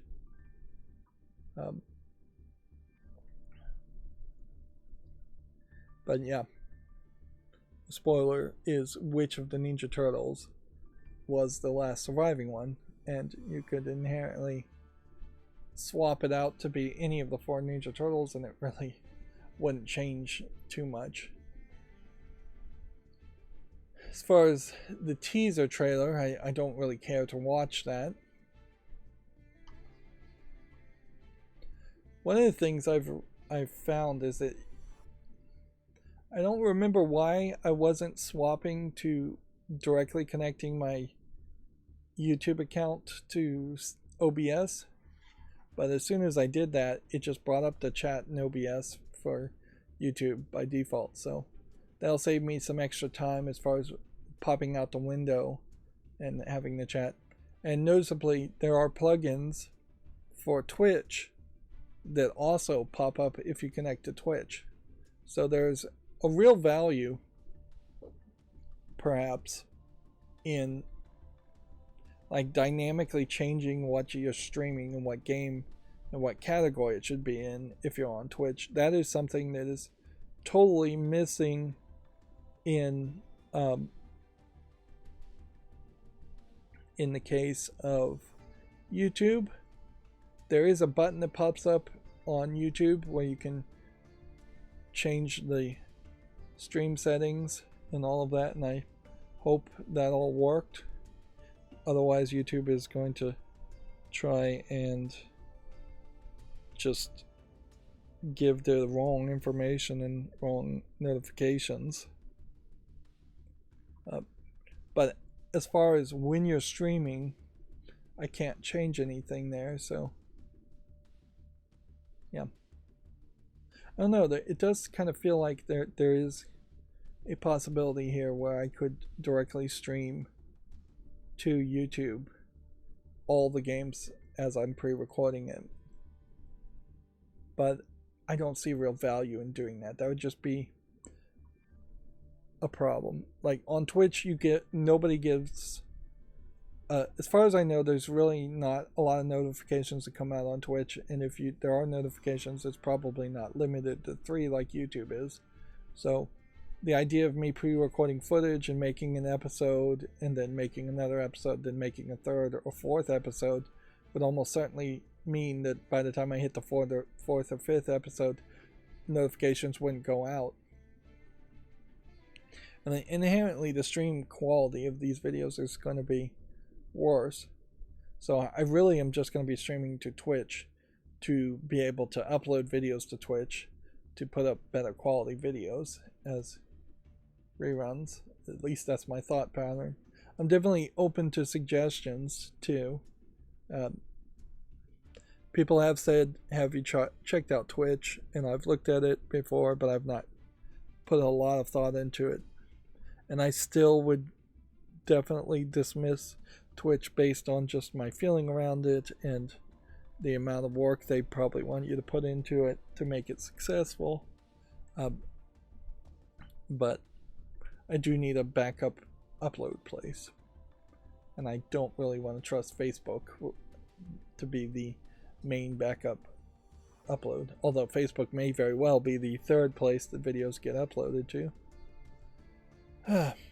But yeah, clearly that's where my head is. I really don't care about video game news at the moment, obviously. Paradox Pokemon are coming to the Pokemon TCG, and the return of Ace Spec cards have been teased. I have no idea what that really means, but I imagine to Pokemon trading card players that is a big deal, or at least a little exciting. I would say personally, the visuals of Pokemons have just gotten incredibly more colorful, bright, and streaky in general. It really is getting fairly far away from a generic flat 2D cartoon character, and it is getting more and more into a anime style character, Dragon Ball Z style. And by that, I don't mean the way Dragon Ball Z really looked. I mean the mentality of the way Dragon Ball Z characters were animated. Like, as the power creep went up and up, they couldn't just draw more muscles on the Dragon Ball Z, on Goku and other characters. So they have to start having the flaming effects of hair, and the hair going Super Saiyan and going blonde and going up. And characters just moving super fast.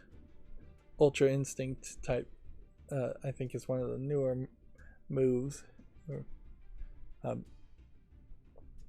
You get a lot of that same feeling with these new Pokemon animations. It's just very light streaks and energy and auras and things like that.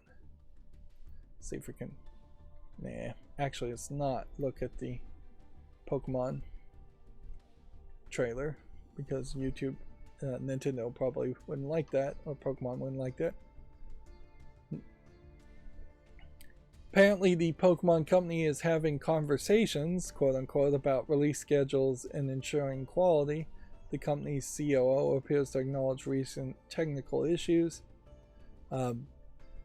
Having conversations literally means nothing.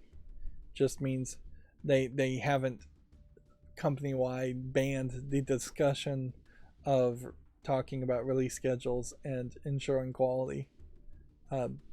At the end of the day, the COO or the CEO or somebody in charge in general can definitely put their foot down, and Nintendo as a parent company of or a part owner of the Pokemon Company can put their foot down and demand a new Pokemon game to be released on an incredibly unrealistic tight schedule.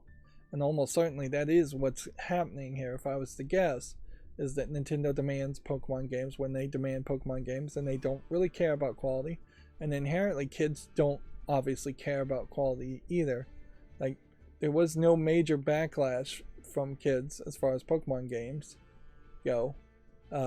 If a new Pokemon game came out tomorrow, parents would still recognize the name and potentially buy it for their kids. Kids would still be hyped on it because kids always want something new. Perhaps there is a higher comparison with Breath of the Wild and Tears of the Kingdom, where there is now going to be slightly higher expectations for the next Pokemon game, and I hope that the Pokemon Company does feel that pressure.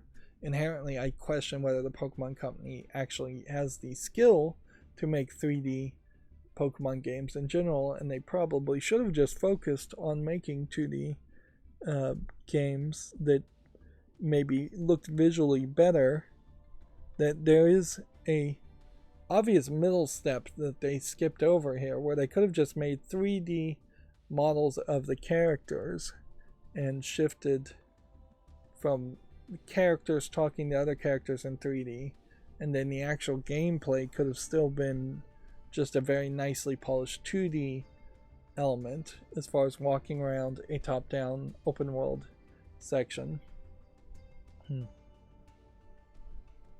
But yeah, they skipped directly to 3D characters in open fields on a console that really cannot handle 3D open world sections and open fields, and with programmers who don't have any experience making 3D open worlds and open fields. And then they introduced motorcycles, which definitely felt like that was a trend, that somebody high up at Nintendo was obsessed with motorcycles for a while there. You saw one show up in Breath of the Wild. You see them show up in the Pokemon games. I don't know if there were any other motorcycles that showed up in any other Nintendo related console games. Moving on, John Carmack has returned to QuakeCon for the first time in a decade. I'm so happy I'm now welcome. The id Software co-founder was involved in multiple legal battles following his exit. I'm so happy that everything is now cool and I am welcome. Notice here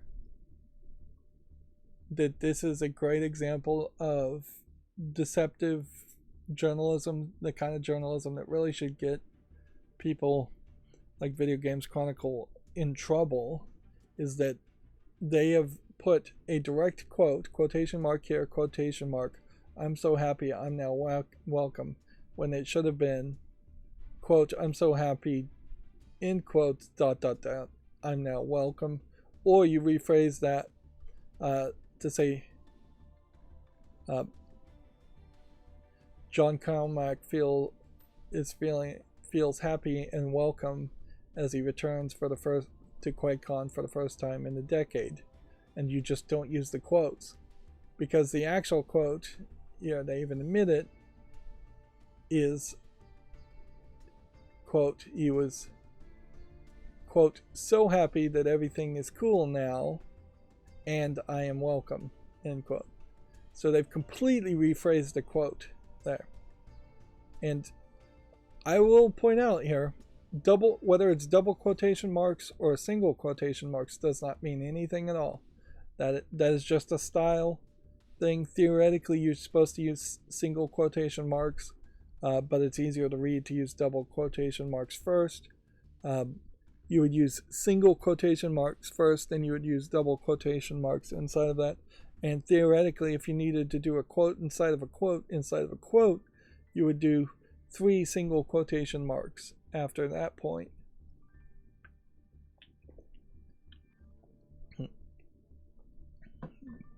But yeah, they've completely misquoted this John Carmack for no good reason other than some editor somewhere doesn't care about journalistic integrity or speaking the truth as best as he can.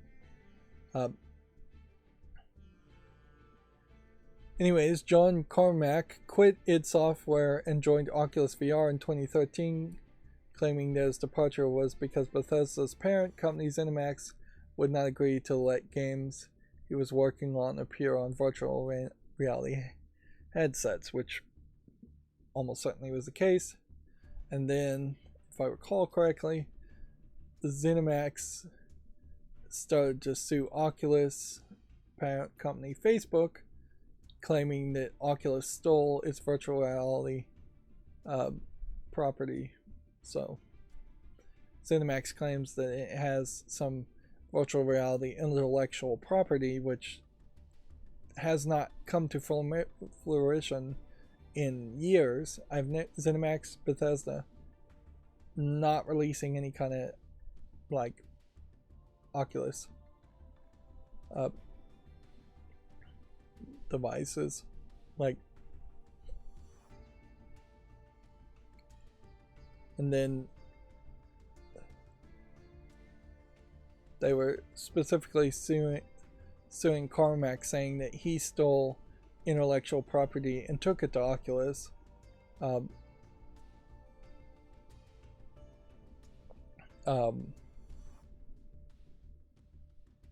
which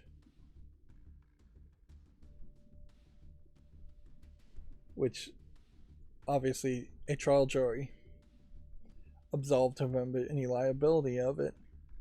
And it was definitely a weird argument to make, to say the ideas or the way John Carmack thought when he was working at id Software and working at ZeniMax are somehow going to be owned as if it was a final product by ZeniMax, and Carmack couldn't go and work in a different industry and think the same way that he's always thought before and have the same ideas that he's always thought before.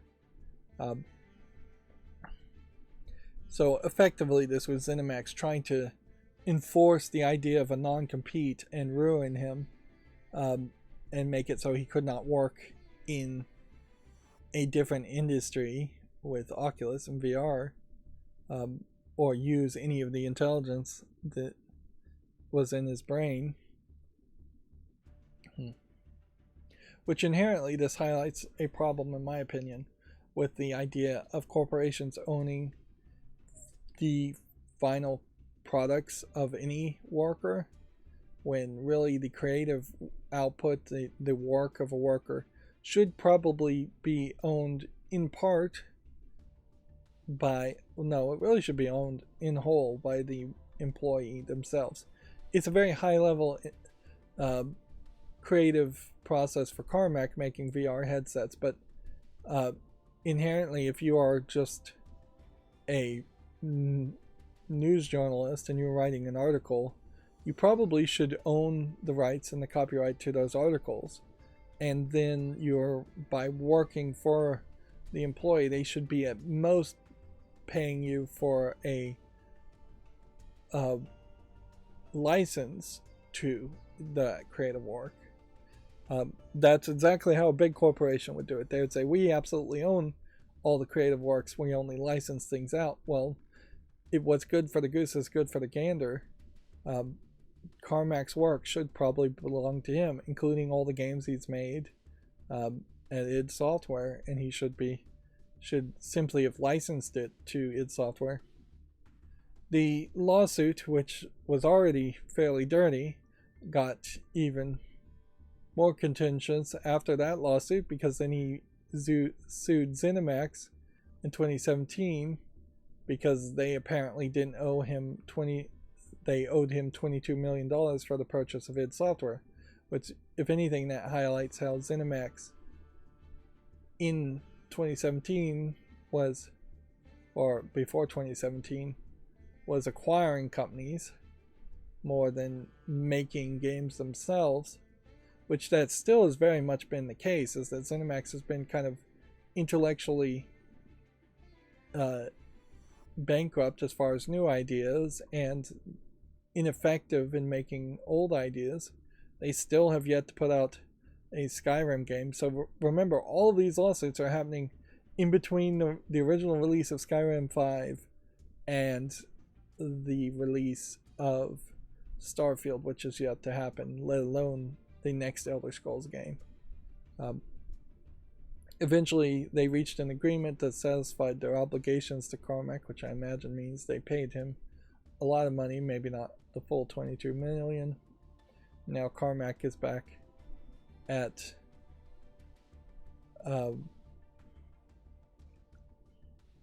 QuakeCon, although I don't know why specifically he would want to bother to go to QuakeCon, because other than he just was the co-founder of id Software, and I guess maybe still friends with people at id Software. But yeah, throughout that whole time period also would have led id Software to the remakes of Doom and Doom Eternal, which there was some slight success in that. If anything, that probably highlights that the programmers that did software that are still there are probably more effective than the makers of, say, Fallout 4, which kind of fizzled and wasn't as well received, or the makers of Elder Scrolls. Of course, all of this would be fairly cleaned up, and the hope is that with Larry Herb leaving Microsoft and Microsoft now owning ZeniMax and all of the subsidiaries, as far as Bethesda, id Software, my personal hope would be that there would be major reorganizations there to the point where ZeniMax and their management gets kicked out and there's significant savings there without any major losses. I think you definitely pick and choose who's in charge of scheduling, who's really good at scheduling games, who could we have synergize and be the person in charge of scheduling all games across all of the Xbox Studios subsidiaries, and find one person in charge of all of that. But then there definitely are a lot of board members and a lot of managers that definitely should go. Obviously, ZeniMax has not been a great company that has done things well. There is definitely a concern I have, particularly with the Activision Blizzard merger seemingly going forward, in that Microsoft may very well just be very corporate protectionists, and they may very well be trying to protect the managers, the CEOs, the rich people who rub elbows and go to $1,000 stake fundraisers with Microsoft. Maybe there are some lobbyists in ZeniMax that actually do know politicians and can get certain laws approved. Although if that really was the case, then why is the Activision Blizzard merger taking so much of a struggle? But yeah, from the outside looking in, it definitely seems to me like most of what ZeniMax is comprised of is employees that could be made redundant in favor of a single management team of Xbox Studios, looking at all the game companies, the developers, as being on the same tier level, answering to the same middle managers, answering to the same upper managers, and that it would be much more of a pyramid where there's a point at the top of one person being in charge of all decisions in general, as far as Xbox Studios and Xbox companies, and then that branches down to upper managers, middle managers, and then developers as a companies. And honestly, it probably doesn't really want to be a pyramid, because that implies that the base is wider than the point at the top. It should really be a ladder. Yeah, I guess that's why they call it a management ladder, in that there's basically one person on each rung in charge. It probably wouldn't really always be one person in charge. The accountants, the IT people that are different, but in general, one tier of management. I'm kind of rambling there. Let's move on. Apparently, classic Call of Duty titles were among UK's best-selling games in July. 2009's Modern Warfare 2 and 2012's Black Ops 2 chart in the top following matchmaking fixes.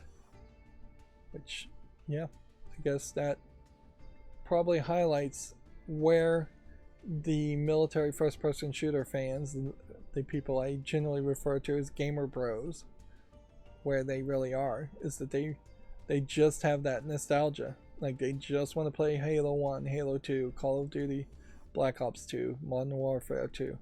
They know what they enjoyed, and good for them, but they are not, by any means, in my opinion, growing the fandom and not really buying other games. The people who are playing these old games almost certainly have not bought 4 games this year otherwise, and probably don't buy 4 games in an average year. And almost certainly, even if they were buying 4 games, they'd all be first-person shooters, if not military first-person shooters. Or maybe NBA games. I could see your gamer bro buying the most recent Call of Duty, the most recent NBA game, 2K game, and that being it for what they would purchase. Is one sports game, one military shooter game. Activision has confirmed that Call of Duty Modern Warfare 3 will cost $70. The publisher says this year's series entry is a premium release and not an expansion. There is real concern I've seen mentioned and talked about that it is really more of a expansion, considering how much of this game's content is going to be transferred from Modern Warfare 2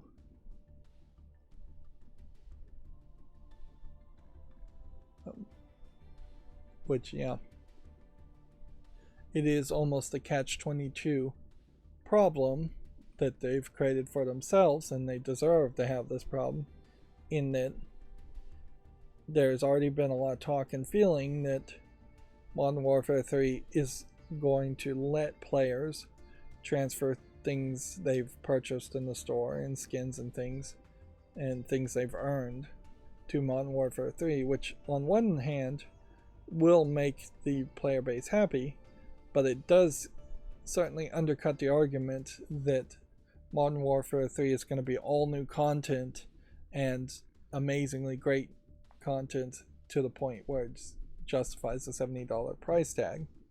Which, yeah, unfortunately, I don't see a lot of ways in which people can push back against these increased price tags for video games. Like, stop buying video games, boycott any high price tags, make a big stink about it. That's the best thing we can all do, certainly. Inherently, a significant number of people, particularly on Steam, don't buy games until they're on sale or discounted by some amount. So don't pre-order games, don't play it in the first 6 weeks, don't play it in the first 6 months. That's a really hard thing to say for something that might be very multiplayer focused, and that's why so many games are multiplayer focused. But yeah. And inherently, even if you had, if in this case you do send a message by having Modern Warfare 3 have really low sales number in its launch window of the first 6 weeks to 6 months, I don't know if Activision Blizzard's just going to really care. That they're about to be acquired by Microsoft. At that point, Microsoft could certainly lower the price back down if they wanted to. They probably won't, just so that they could have system sellers. If anything, Microsoft will keep the prices high, if not increase the prices, so that they can get people to sign up for Game Pass. But yeah, even if the message was heard by Activision, the people in charge now at Activision, possibly not the people in charge after the merger happens. Hopefully not in charge. Bobby Kotick, particularly, as the guy in charge of Activision Blizzard, hopefully won't be actually in charge for very long. Moving on, the Assassin's Creed Mirage release date has been brought forward by a week. Ubisoft has also confirmed that the game has gone gold ahead of its October release. This is a soft reboot, it feels like, or remake of the first game, without actually calling it a remake of the first game, which is fine, because they really have run out of a timeline as far as Assassins, that it doesn't make a lot of sense to have Assassins appear in modern times when there's like cameras and cell phones and things like that, and they can't really go back too far into the past.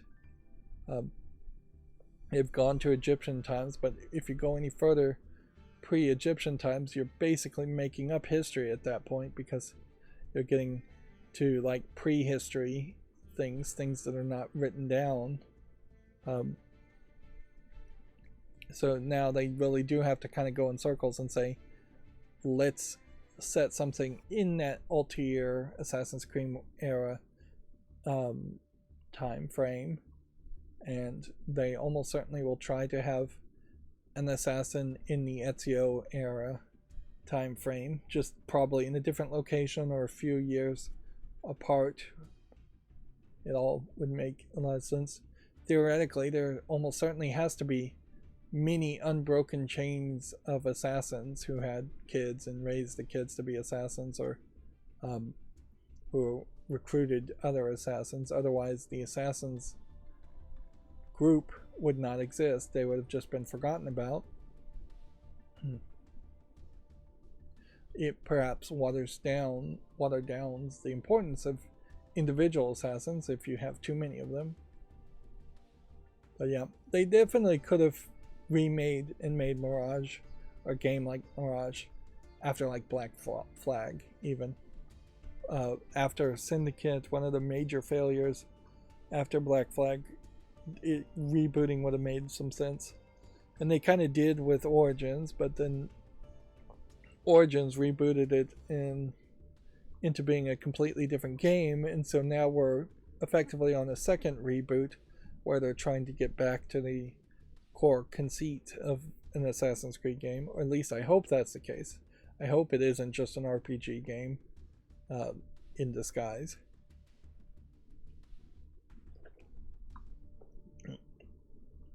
Now, what's interesting, and I have to say is probably because it's Monday, there really isn't that much news from Gamatsu, or GameDeveloper.com has about to write the same amount, which is always only about 6 articles. So we have like 2 more Video Games Chronicle articles, and then we'll burn through the rest of the news fairly quickly. Untitled Goose Game and Firewatch publisher Panic announces a digital showcase. The company behind the Playdate handheld will reveal a new game this month. Now, weirdly, I guess the Firewatch publisher is not the developer of Firewatch, because he, at least for a while there, maybe he left without any big news, was working for Valve, and had been the development company for Firewatch had been acquired by Valve, unless I'm completely forgetting about that too, or misunderstanding that. Let's do a little research here. So if we go to Wikipedia for Untitled Goose Game, yep, things still taking longer than I'd like to load. So the developers was House. Needed to look up Firewatch. What? Not Untitled Goose Game. Let's try that again.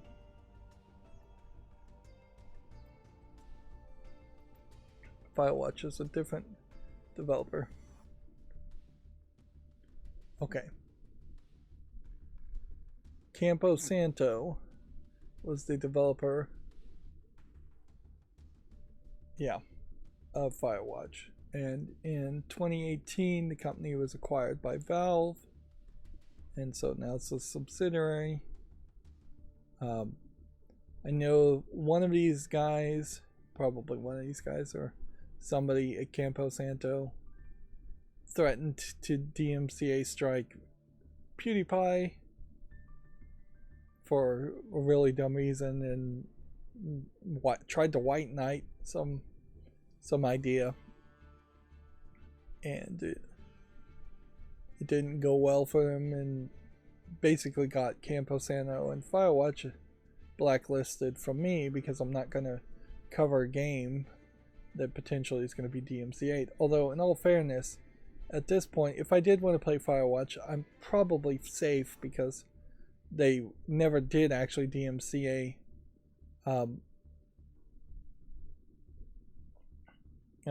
PewDiePie and Valve is unlikely to DMCA somebody. Here it is. In 2017, Sean Vanneman tweeted that he has an issue. He would be issuing a DMCA takedown against streamer PewDiePie in response to him using a racist insult while streaming PlayerUnknown Battlegrounds. So yeah, PewDiePie had some gamer moment and said something, and Sean Vanneman, who in no way was connected to the story, threatened the DMCA, which nobody likes to hear about DMCAs because of that. The move resulted in a backlash from the gaming community, and Firewatch was quote-unquote review bombed, which I like how it's in quote quotes on Steam. Ars Technica noted that the company's previous stated on the website that they gave open permission to stream and monetize videos while playing their game. So yeah, they had already given open permission, so he couldn't have actually DMCA'd anything anyways.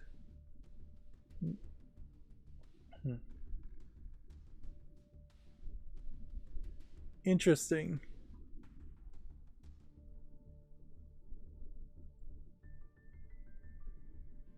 They're saying review bombs here was first used by Ars Technica, describing the effects of Spore in 2008. Review bombing in general, though, I feel like hasn't really been used publicly much. And then they have the idea of reverse review bombs. See this list of review bombs. They're saying 2015 Spore, Bastion, Toy Soldiers, Mass Effects. Mass Effect 3, I really don't think the fact that that was negatively reviewed should be considered a review bomb. And see, this is a problem even early. Even early here, these negative reviews are fairly justified.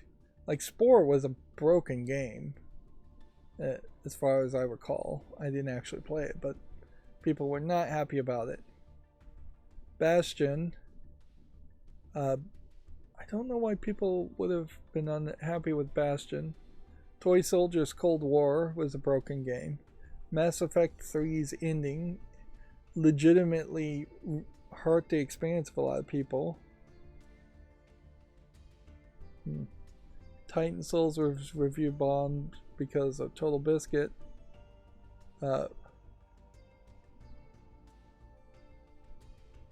After the indie game artist Andrew Gleason mocked a statement that Total Biscuit made. Total Biscuit's now dead. Long since dead. Still, he had a lot of influence. Elder Scrolls V was reviewed negatively for adding paid mods, which is a legitimate reason to be upset with the game. All these mostly seem like legitimate reasons. That there's perhaps some filtering going on here. And inherently, I guess this is why the phrase review bomb didn't start to become really used that much, is because everything that was claimed to be a review bomb has actually been fairly legitimate complaints. Chinese players here, and it unfortunately always seems like it is the Chinese that are perhaps a little less realistic in their demands. Here they were negatively reviewing Nier Automata for demanding the game be translated to Chinese, which at a certain level, even that argument is somewhat legitimate, to say, I wish this game was in my language so I could experience it better. I mean, you are talking about the content that is not in the game, but the content of the game anyways. honestly, almost every negative review is probably a valid negative review, unless it's just straight up lying about what's in the game. GTA Online, Crusader Kings, Dota, Half-Life, Sonic Mania because it has De Nouveau on it. Half-Life because Half-Life 3 was never released. That's perhaps a illegitimate one. And to see that happened in 2017, and that's probably the point where Valve decided we're gonna do something about negative reviews on Steam.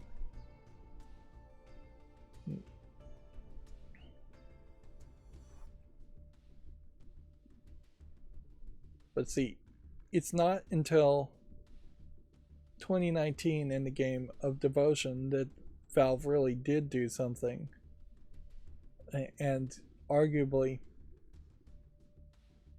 the review bombing on Devotion is really the first time I think review bombing actually happened, where you had illegitimate Chinese players buying the game and then giving it a negative review, in that they would have never bought the game and never had a thought to play the game or try it out.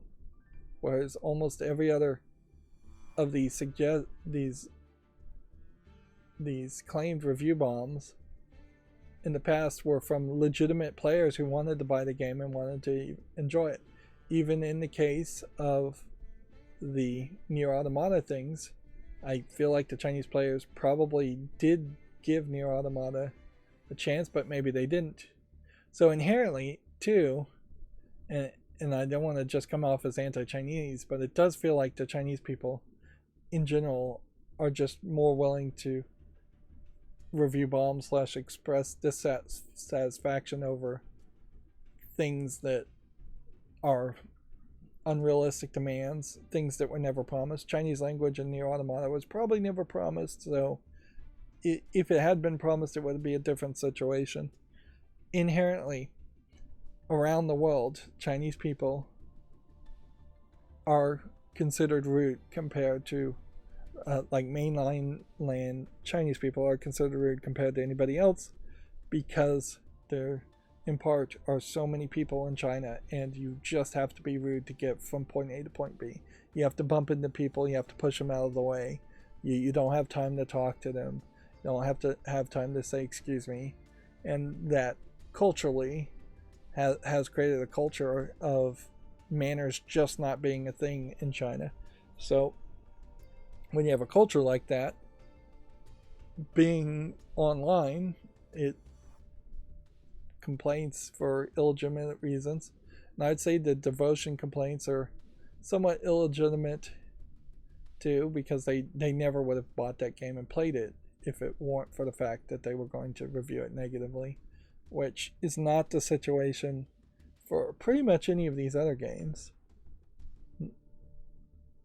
And increasingly, you're seeing with each year,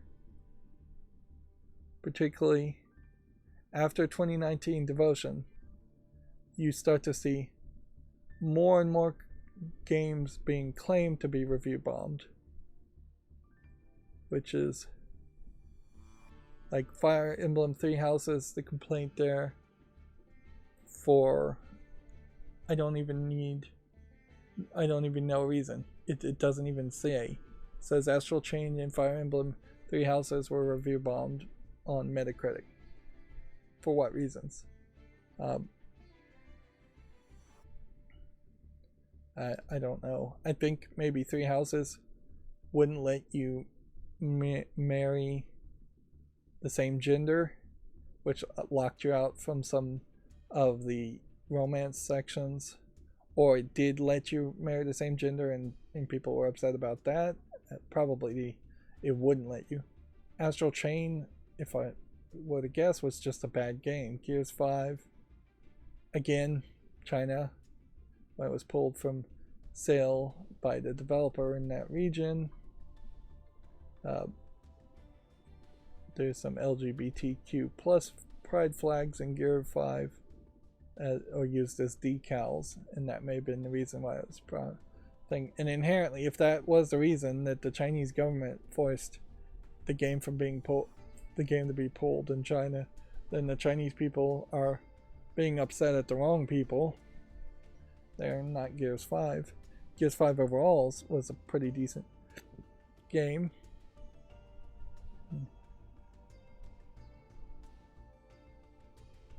Let's see. Call of Duty Modern Warfare, totally revising history to change who did what as far as this Highway of Death real world incident. Why was Death Stranding review bombed?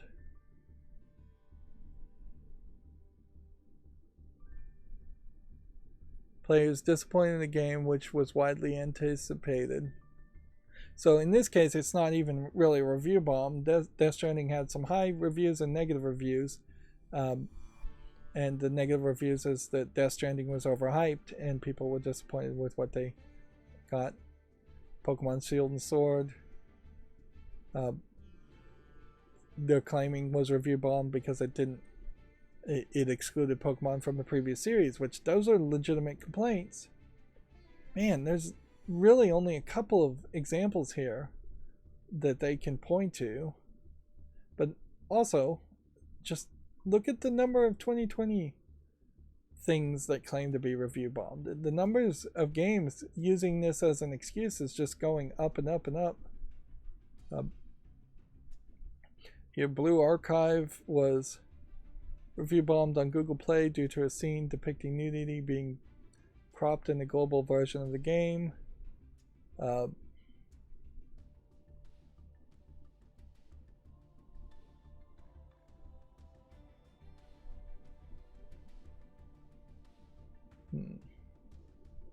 Man, half of these stories I don't even recognize, but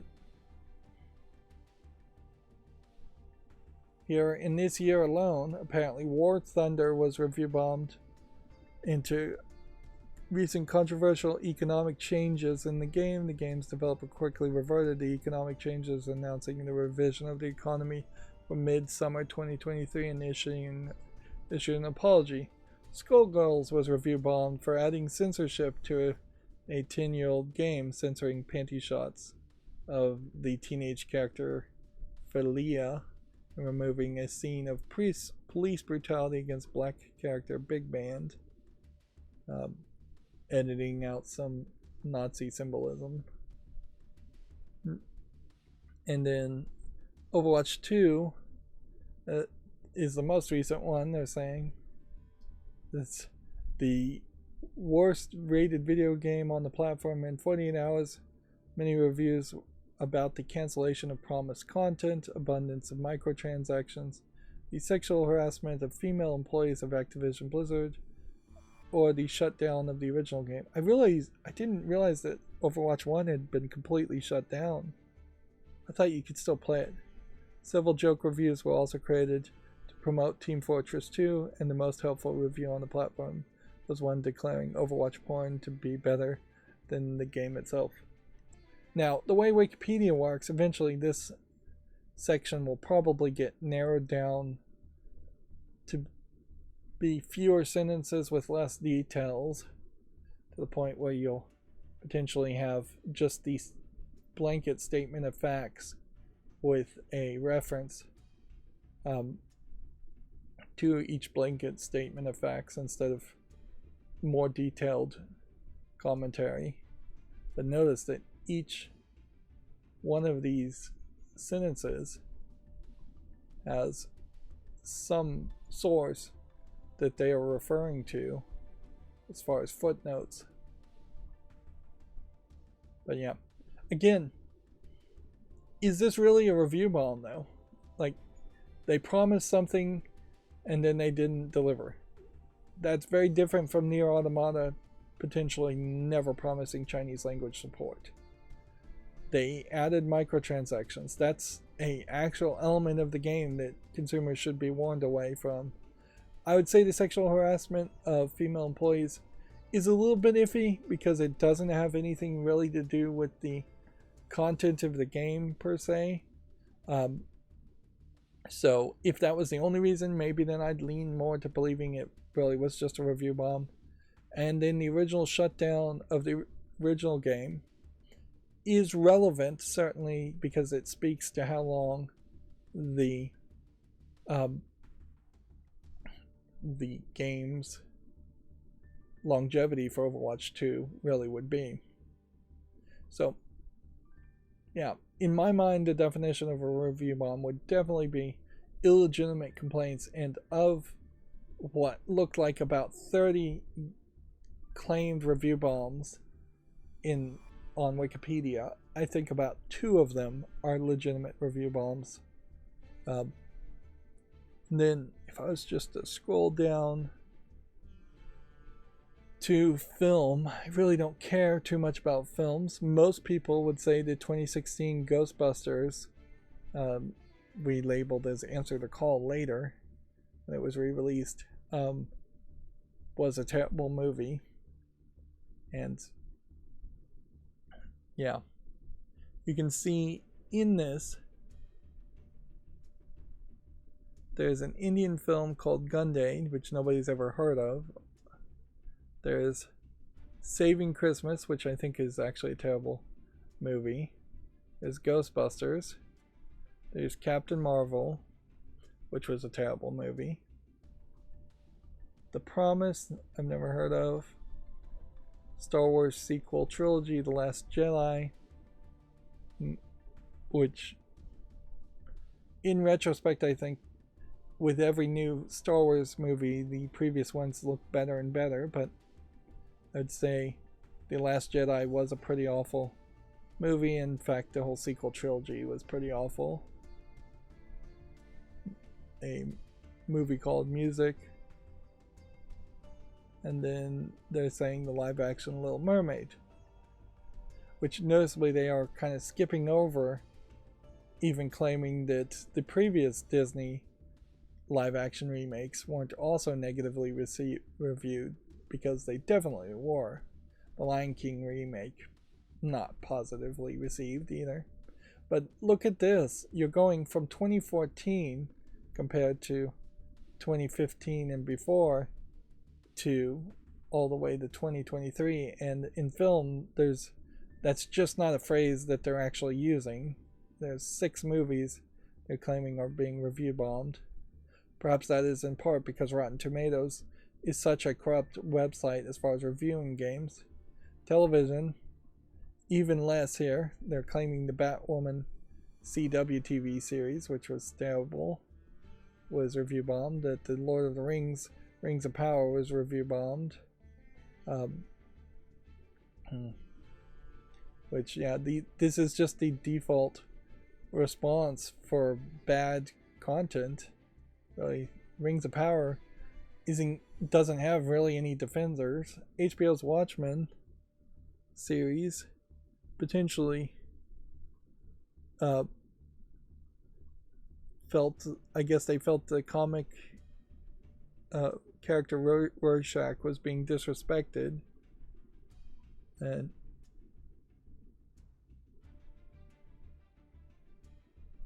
yeah, they totally changed the character and people don't like that. Yeah, they're claiming the Last of Us TV series was review bombed, which I just don't believe that actually is true at all. Not in any realistic numbers.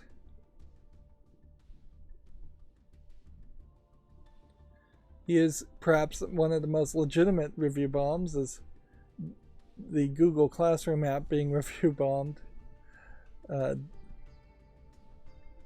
Big claim was the app that if the app had a low enough rating reviews it would be taken down, which that didn't ever happen. Apparently TikTok app was review bombed. A Trump app was review bombed.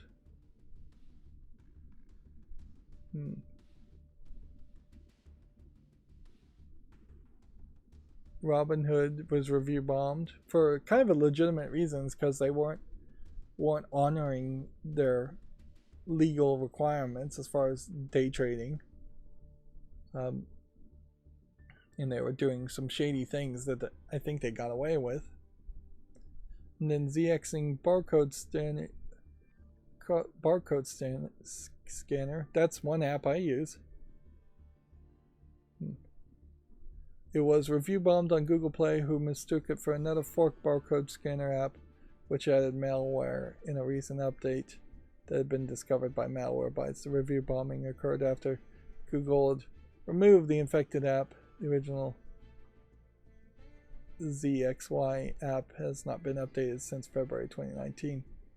Which, yeah, you really probably don't need this barcode scanner app these days. And the latest version of Android is going to have an improvement on its camera where it's going to detect in general if it thinks it sees a barcode, and then it's going to zoom in on that barcode to make scanning barcodes are a lot faster and easier. Of course, that means, I guess, if you were walking around with a QR code on your t-shirt, Android apps may very well start zooming in on the t-shirt and not take a picture of your face, which might be a good way to differentiate that. Although, let's wrap up this research that I've just wasted some time on to point out you've got like 5 apps from 2015 when the phrase, or slightly before 2015 when the phrase review bomb happened. No review bombs at all, according to Wikipedia, until 2020. 5 apps, 4 or 5 TV shows, maybe 10, 20 movies, and then what has got to be 30 or 40 video games. Clearly, video games creators are much more butthurt about being negatively reviewed than anybody else. Perhaps that's because video game developers are getting bonuses and payouts based on reviews, which was always a stupid idea, and highlights the need of game developers to be in a union that would just guarantee rewards not based on performance, but just based on the amount of time you spend on an effort, not based on subjective reviews. But yeah, that is one of the beautiful things about union contracts in general, is that somebody gets paid for working in a job and they get bonuses for working in a job. They don't get bonuses because a boss feels like they want to give a bonus and can find a flimsy justification to give a bonus. Or more often it happens, a boss feels like not paying a bonus, so they finally find a flimsy excuse to not pay a bonus. Yes, that potentially leads to the thing that most workers want, whether you're in a union or not, which is that you can kind of sit back and relax and you don't have to kill yourself and overwork yourself and spend way too much overtime to try to finish projects early to get better performance reviews. Inherently, union jobs don't lead to you working less, particularly in the video game industry. If they were union jobs, you probably would still work the same amount of hours. You would just be guaranteed like better health care, more vacation and more bonuses, and more on top of it, anything else, most importantly, you would be guaranteed continued employment at a company after the game has been made, instead of the company just laying you off.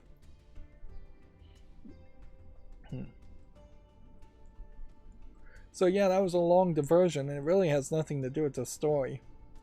I guess I could play Firewatch if I want to, but I've got plenty of other games there's really no reason not to play Firewatch. Then our last story from Video Games Chronicle today. Sorry, I've gone way too long here. The collapsed $2 billion Embracer deal was reportedly with a Saudi-funded Savvy Games. The publisher said the partnership fell through unexpectedly in May. So I'd assume that this is the Saudi Arabia Public Interest Fund that's been investing in video games. Questionably, why they're investing, I don't know. On one point, it kind of makes sense that Saudi Arabia shouldn't have all of its eggs in one basket as far as oil prices and oil in Saudi Arabia in general. You do have certainly some weirdness as far as the way Saudi Arabia is built. It really should be entire cities underground. It would make a lot more sense to move what is probably very easy to move sand versus hard rock. Dig entire cities underground, bury buildings underground, just to avoid the heat. And instead of them building giant skyscraper buildings that go far into the sky. But yeah, there is also certainly concern that the Saudi Arabia investment group is just doing exactly what we suspect Tencent is doing, which is to buy influence and then eventually have enough influence to the point where all of a sudden a lot of video game companies, people like the Embracer Group and their subsidiaries, would promote like pro Saudi Arabia ideas. On a certain level, it's worth mentioning that when you have a theocratic government like Saudi Arabia that is based on a religion, that is in part going to promote the religion to promote the authority of the government, regardless of whether the government officials actually believe in the religion or not.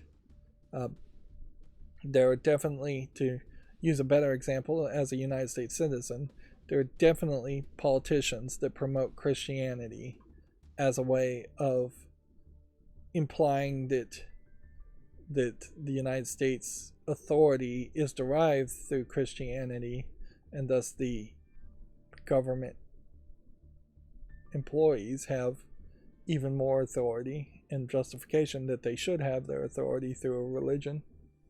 It doesn't happen anywhere as much in the United States as it might happen in a country like Saudi Arabia, but it definitely happens.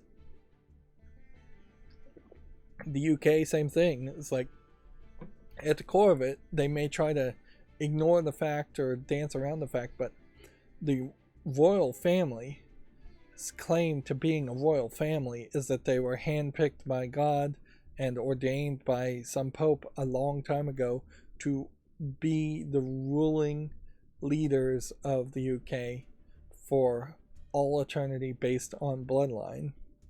Like, if you reject that idea, then inherently you have to say the royal family has no real authority and should not be in any position of power whatsoever, which the royal family definitely has a lot of soft power and a lot of money, and a lot of money that they derived through having a lot of soft power over government agencies.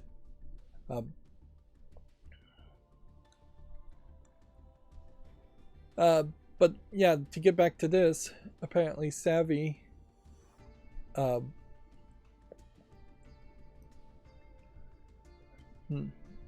the deal fell apart at the last minute. Savvy acquired 8.1% stake in Embracer for $1 billion in June of 2022. So a lot of this is probably still speculation.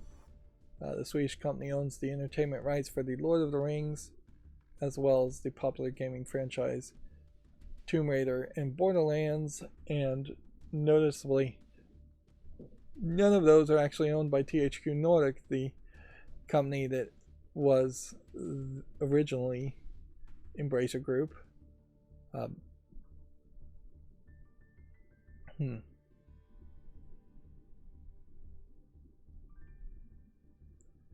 So yeah, this is a lot of speculation as far as the story goes, and there really is not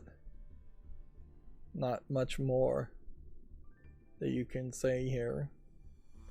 You could certainly speculate that Tomb Raider and the hot pants and the tank top would not be in line with Saudi Arabia's leadership's objectives, and the Borderlands with having gay characters and scantily clad characters wouldn't be in line with that.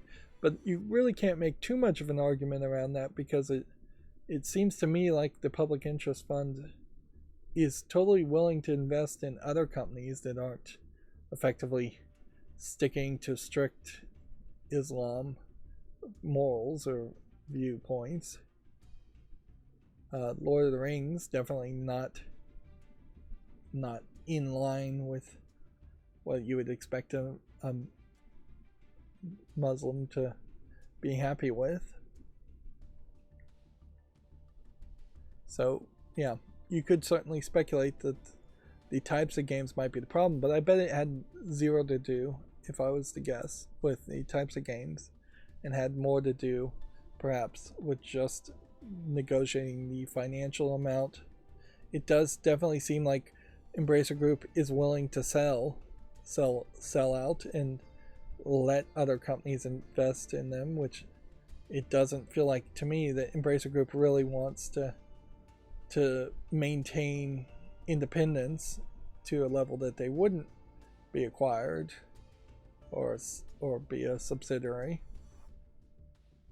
I wouldn't be surprised if it is much more a case where the financials don't line up at Embracer Group. It's almost impossible in my mind that Embracer Group is financially doing well when they've just been acquiring company after company after company, and none of the companies they've acquired have released a major success since they've been acquired. So they've just been spending money like crazy. I imagine their balance sheet puts them far, far into the red as far as being indebted through the purchase of assets, with there being no guarantee that they would release any new games that would sell particularly well, or that that would even make enough money. Moving on to the Gematsu articles now. Teenage Mutant Ninja Turtles: The Last Ronin has been announced for the PS5, Xbox Series, and PC. Let's see if we have a Steam link. Seems like we don't. We just have a PC link. They're just saying PC, they're not saying Steam, so it might be an Epic Game Store exclusive, or they may just have not announced it. This could be a somewhat better selling THQ Nordic game, but it's actually being developed by Black Forest Games, which maybe that is another subsidiary of Embracer Group. That being said, I doubt this is going to be enough of a success. There needs to be 2 or 3 major successes coming out of THQ Nordic every year, or at least in the next 12 months. Sprite has announced a visual novel called Everlasting Flowers for the PS4 and Switch, which I guess check out that article if you're interested, since it doesn't have a PC Steam link. Gmode and Plus 81 have announced a visual novel called Senjuku Soume?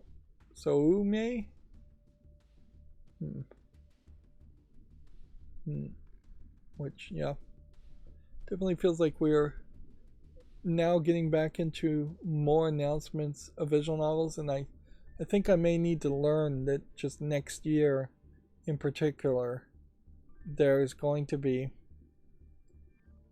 kind of a dry spell in the first half of a year as far as visual novels, and then in the August area, July-August timeline, that's when visual novels start to get announced and start to come out again.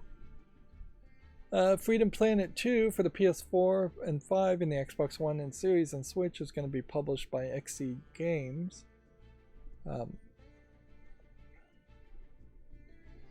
Again, not a Switch game. Is it coming to PC at all? Doesn't seem like it. Nope, it's already on Steam. And it's already on my wish list. Boy, does this look like a Sonic game. Which maybe that proves that there's room for a Sonic game that doesn't include Sonic. If anything, it creates this weird situation where you have something that looks like a Sonic game here, and Sonic has gone 3D with Sonic Frontier, I think was the name of the most recent game. And Sonic itself feels like it actually plays a little bit better in that style of game. So maybe it is really a case where some people who might be better in some genres versus other genres, and it may be that if there are any programmers left that made Sonic 1, 2, or 3, they may just be better off moving to 3D and relearning or learning something new. That there, I suppose, is a very good argument to say, you know, if programmers are just always doing something different and learning something new, then they're always growing in their own personal journey of education, and that challenges them in different ways and gives them motivation in different ways. Whereas if you're just forcing the Sonic teams at Sega to always make 2D Sonic games, they probably are getting a little burned out and not making as good quality of products. Where then you can have Galaxy Trail as a company come in and say, hey, Freedom Planet as a concept is inspired by Sonic, obviously, but we have a real passion there, and we're just at a different point in our own personal journeys of education, so we are motivated to make a 2D Sonic game. I mean, certainly Sonic Mania makes that same argument too. And it might very well be a case that Sonic games, side-scrolling, fast-paced platforming games, might just be the type of games that should be made by newer teams and people who have been in the industry for 20 and 30 years should be going to 3D platforming games instead. Moving on, Castle of Shikigami 2 Switch Physical Edition launches in Q2 of 2024 in the West. Which, okay. And so we have like 3 more Gamatsu articles, and then we're going to just be done for today. So I'm burning through the news very quickly. Panic Games has a showcase of 2023 set for August 29th. Panic Games, again, the publisher of Firewatch and Untitled Goose Game, not the developers. They also are the makers of the Playdate way too expensive console with the crank on the side of it. It's a shame that the Sony Smart LCD screens have not been thought of as being used in something, although I don't know what you could really use them in either. Like they are very much like e-paper screens, where it generally doesn't make a lot of sense to have an e-paper screen. I could see making a new controller that maybe has an e-paper screen that would tell you what the buttons do, or just like refresh things every 30 seconds or so, as far as a health bar or an indicator. But even at that, e-paper screens are probably too expensive for you to do that when you could just probably have an LCD screen on your controller. I'll be interested to see if there's anything interesting announced there, or exciting announced there. I shouldn't have used interested and interesting in the same sentence. I imagine they're just going to announce a couple games, and they may just announce a bunch of games for the Playdate. The game Affogato has a launch trailer. It's a reverse tower defense due out on August 17th. I think we'd seen this one before. The idea of a reverse tower defense, or a tower offense, is you've got these anime girl characters who are going to be your fighters, and they're going to go down paths and destroy the towers or try to get past the towers, and you're going to, in an RPG level way, try to improve the stats of your characters. you can see that there's a whole visual novel element to this, and there's drastically different visuals between the visual novel settings and the transitions into a semi-open world street, and then the actual gameplay mechanic, but you're almost certainly going to spend 80% of your time looking at this gameplay mechanic.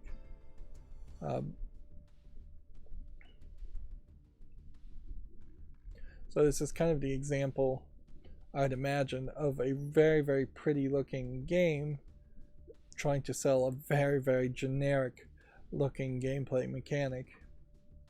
And on some level, it almost certainly feels like this should be a mobile game that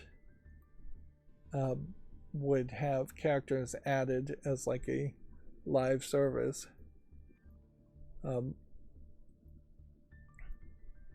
Not a single player game that's just going to cost a single price, which is what it looks like.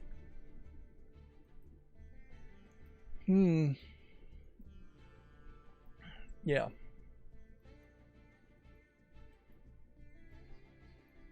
And the publisher is Spiral Up Games, not to be confused with Shift Up Games, the makers of Destiny Child, which my favorite lewd gacha anime waifu game, Destiny Child, is still going on. The next update is in a couple of days, and it'll be interesting to figure out if they're going to actually add anything that's really important in that final update before they shut down the game, or if it's just going to be a minor update. I'm still wondering if they're going to add a bunch of new characters, or if they're going to just leave it as it is. Inherently, the global version of the game will have less characters by far, and probably less story by far than the Korean version of the game, and the Japanese game will still be behind the Korean version too. So theoretically, since all three versions of the game are being shut down, playing in the Korean version would have made more sense, and that might be something to keep an eye on if I do try to find a different game, is that I may just play a Korean version of a Korean game first, although there were some major problems with the Korean version in that how expensive it was. This game would have to really be well reviewed though for me to be interested in it. Moving on, we already talked about it. Assassin's Creed Mirage's release date has been moved up to October 5th. Yep. And then that brings us to the GameDeveloper.com articles. Let's see. We already talked about Overwatch 2 being review bombed. Do we have a link? Just link to the same article or a different article.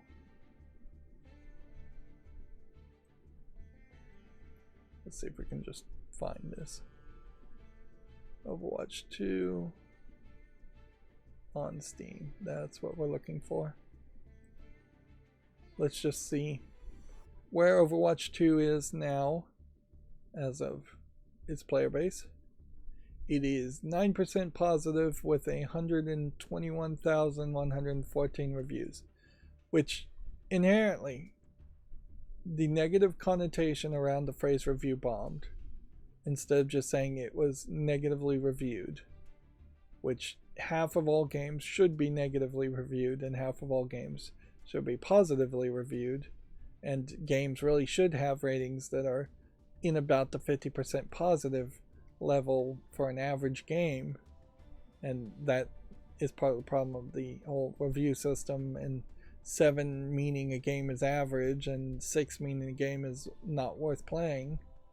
But yeah, when you have less than 10% of your player base positively reviewing things, knowing that perhaps as much as 5% of those positive reviews are actually joke positive reviews, you see there's a real problem. The all-time peak since this was released on the 10th, 4 days ago, has been 75,608 players, which is a decent number compared to the number of followers to this game, although I'm not sure too many people really even expected Overwatch 2 to come to Steam. The peak today is 61,934 players. So while it may have lost 14,000 players from its all-time peak, that's not a terribly low number. Although it does start to highlight that even a giant game behind a pretty big company, when it is player versus player, really does not have that many people playing. 22,842 players right now. It's not giant numbers for an online only player versus player game. We could certainly see like what the most useful things, and yeah, I have over 300 hours in battle.net. I wonder if I click that, would it show me as 300 hours? Whereas this person says 10 hours, where here's a review that's only 0.1 hours. But then they say I've been playing Overwatch 1 since the beta came out.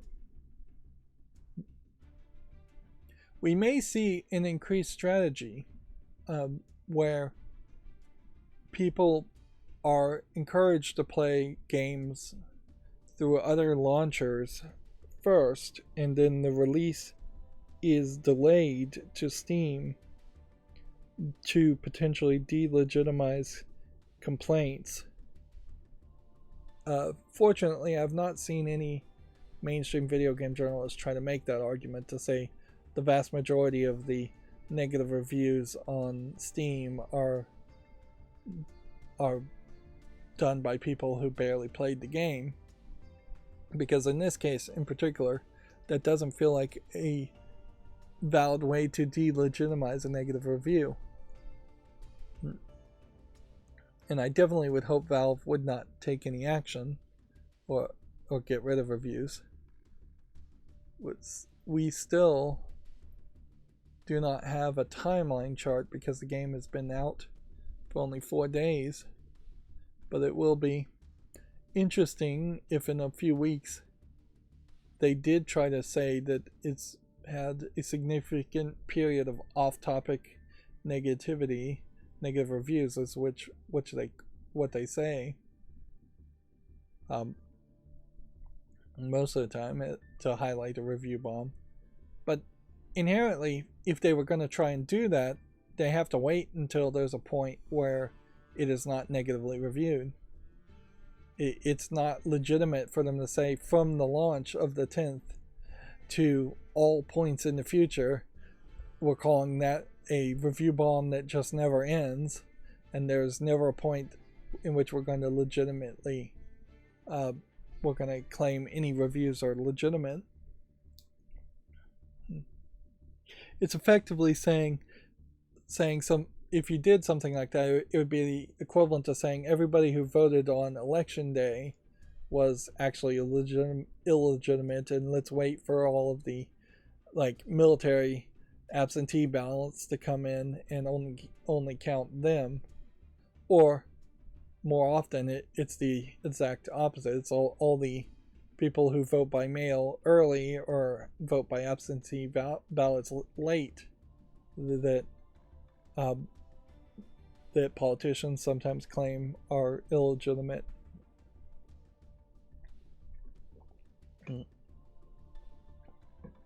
Whichever way it actually benefits that specific politician.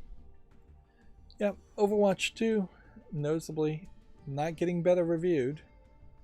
It probably is somewhat interesting to keep that, so I'm going to pin that tab. The next GameDeveloper.com says that Krafton has committed $150 million to help India become a global gaming powerhouse. The South Korean company has founded success in the region with its Battlegrounds Mobile India. I could see certainly that happening. Like, there's increasing problems as you go to developing countries as far as how their governments are run, though. So, like, the potential is somewhat high that if the Indian government got pissed off at video games, or your gaming company in particular, that you would run a risk of ruin because of that.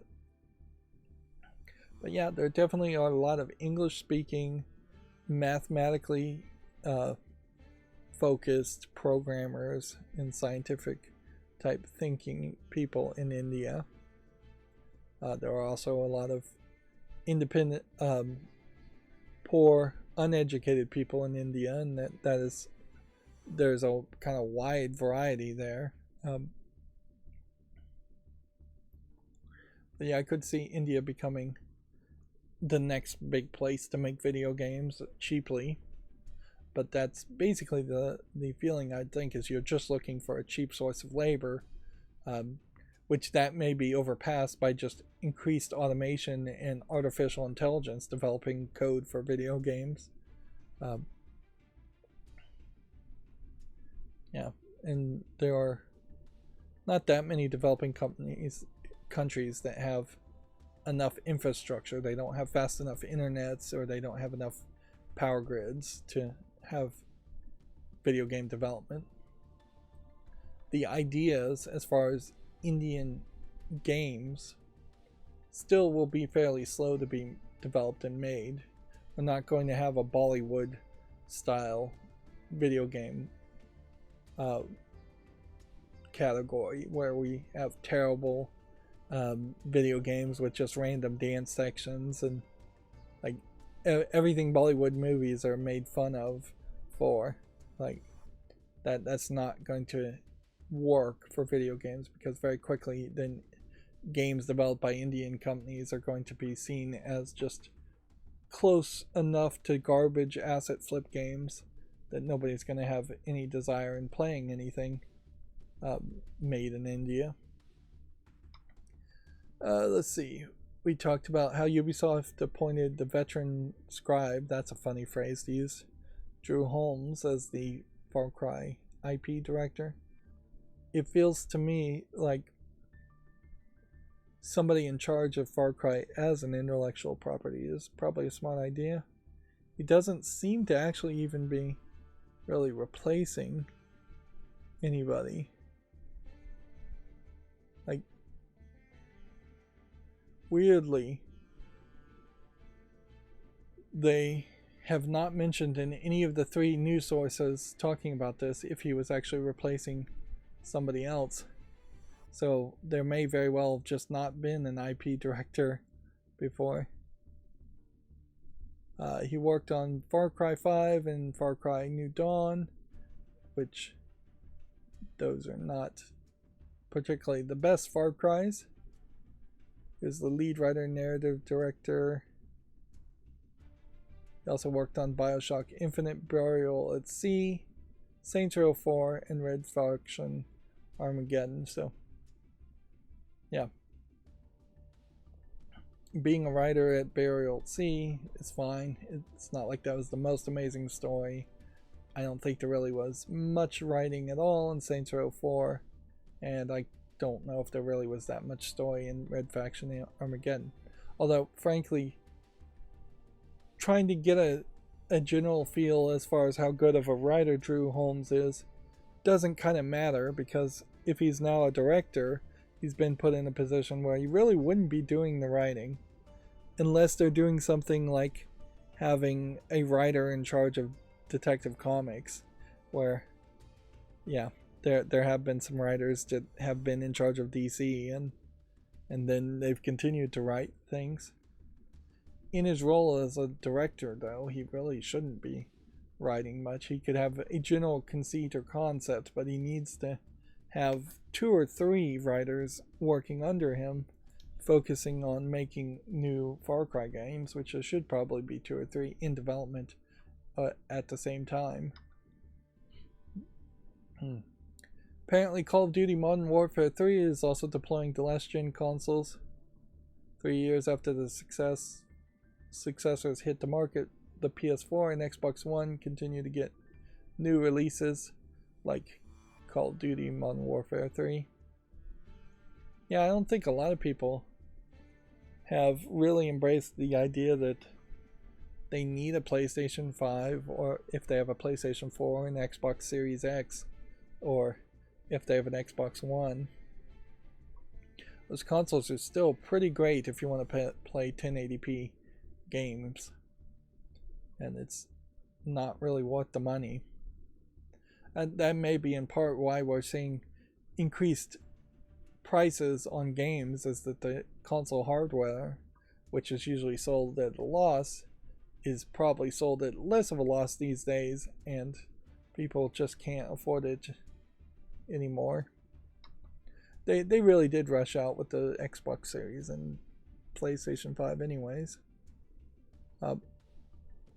Here is that similar speculation that the Pokemon's release schedule might slow down, which I think I'd be perfectly happy with that as somebody who doesn't play Pokemon. I don't know if little kids who play Pokemon would be super happy with that, but I think they probably, in the long run, would admit, hey, let's get slightly better games. The Pokemon games are never going to really be great. One thing they certainly could do is they could stop making two different versions of the game and just have one version that has twice as much polish on it.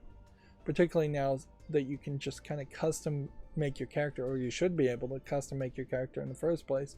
So, like, again, it's too expensive to buy two Pokemon games that are almost exactly the same when you really should just be buying one.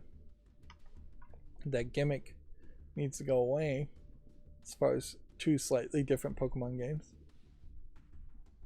We speculated that the Savvy Games was going to be the investor of the $2 billion deal with Embracer Group. And then Netflix Games is rolling out TV support for Canada and UK in limited beta. Fortunately, the games can't be cancelled after two seasons, which I wonder what specific show they're talking about that was cancelled after two seasons, since there's so many of them. But yeah, Netflix gaming on TV seems to definitely be a big focus, which Netflix having any focus is probably a little bit of progress. So now we've got the Steam fall list cleaned up and the auto blur. So we've got a game called Instruments of Destruction here, which doesn't really feel like my style of game, but it is overwhelmingly positive, so I am going to put it on the wish list. I don't feel like this is too weird of a game that I wouldn't ever play it, and I could certainly see evaluating this idea as far as a vehicle-based sandbox feature with advanced physics-based destruction, which, yeah, every couple of years it feels like there's a new push to have even better physics in video games, and in a game like this it makes a lot of sense that you're destroying buildings. You'd want to see them naturally fall apart and break apart, and there can be some real level of polish into that.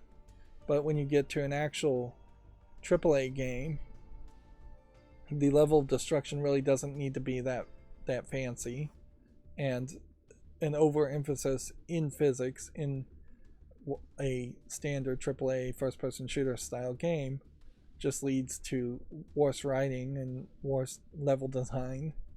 And that is another major complaint that I feel Trying to has. I could be wrong about it, but it definitely feels like Trying to focused so much on the physics of its engine that every level and the narrative suffered because of it. I put that on the wish list. I don't need to leave it open and make a YouTube short on it. Next we have a VR game called Instrumentalist, which looks like it's several different instruments in VR, which isn't the worst idea. That being said, there's one review and it's negative. Hmm.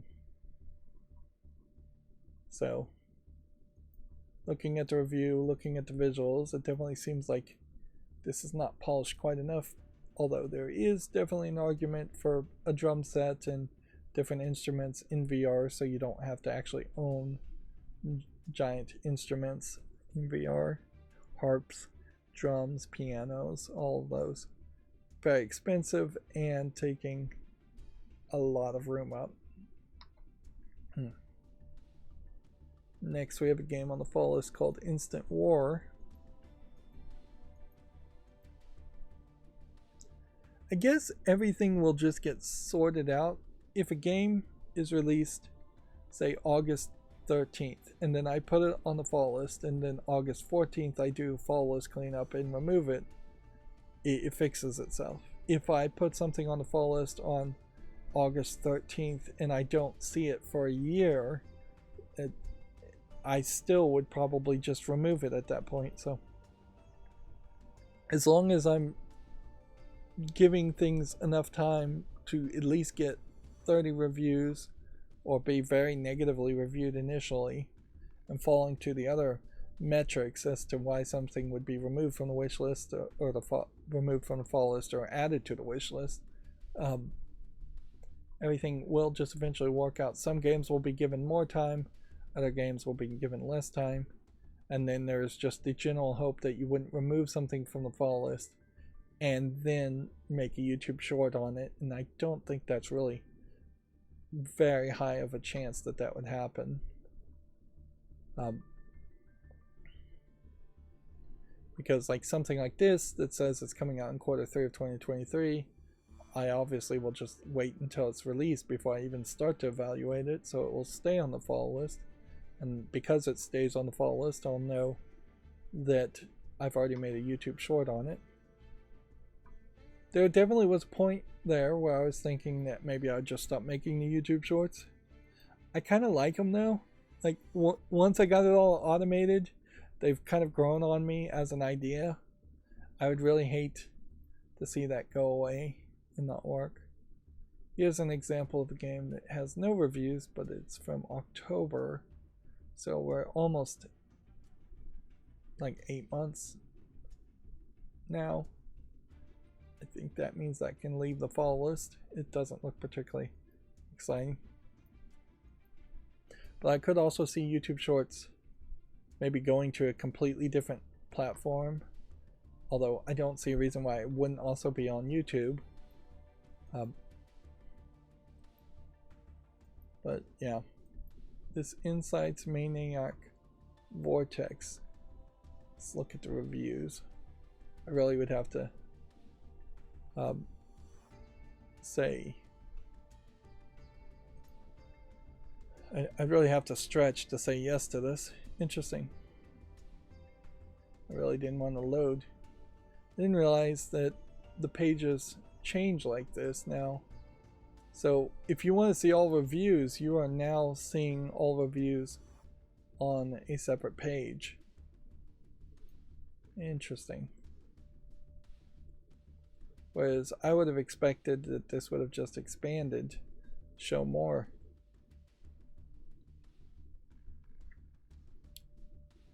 Yep, I'm not getting through point and click adventure games that fast to really justify saying yes to something that's this irrelevant though. So I have to take that off the follow list also. Then let's see, we have something from February called Inside My Mind 2. You definitely have a unique, wild, and crazy looking character here, which that certainly helps in a lot of cases if you do have somebody who's somewhat noticeable. Somebody with like X and O tattoos over their eyes and different fingernail paints and a third eye on a bandage on the nose. But then you actually look at the game here and it just doesn't seem like it's anything I really would want to play.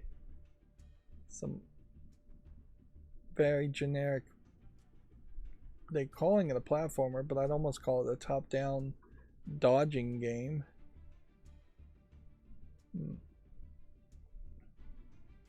It's 100% positive. Oh.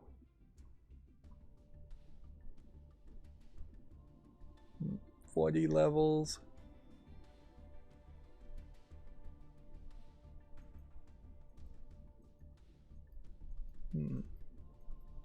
There's several kind of low quality games listed here.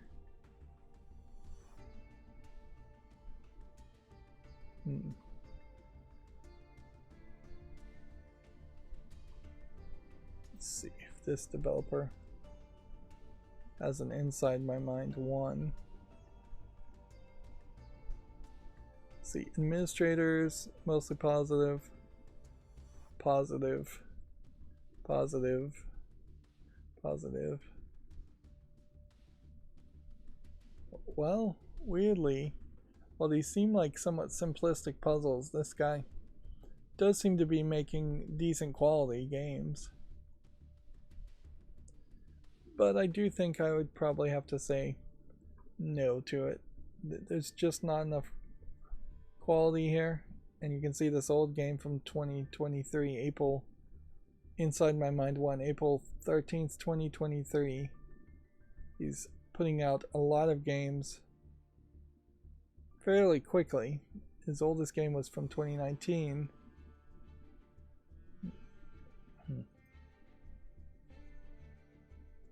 Yep. It definitely almost certainly caught my eye with this character and the visuals on this character. I didn't even see the mascara running and crying. Maybe that says something about what I'm focusing on. Wow. Yeah, every screenshot of the mascara crying is happening. Well, it's just not a relevant enough game, though, unfortunately, so it needs to leave the fall list.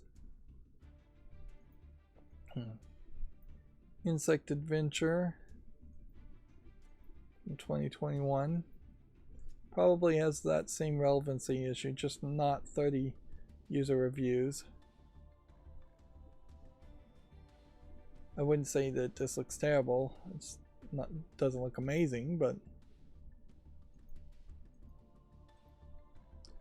yep, higher standards. We're always striving for higher standards, so Insect Adventure should go.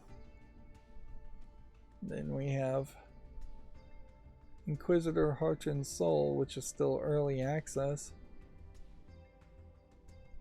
which for a 2021 game, I think, looking at what this actually is, I would have to say no to it. You have what looks like a Final Fantasy character just flying around, and in general, just being able to fly around and it looking good is actually saying a lot. The hair swinging in the air is an interesting thought, but you really are just flying around. Now you're swimming around, and then you're in these lit up sections. Now you're just dodging as you're running. It's actually very good character animation, but then the level design just looks terrible, and the thought that there actually would be a narrative here is very low. Yep. It's kind of a shame. It's like it's a half-finished game as a concept, and obviously it's early access, so that's exactly what it is. But also, it's been a couple years, and I don't feel like it's ever going to get finished.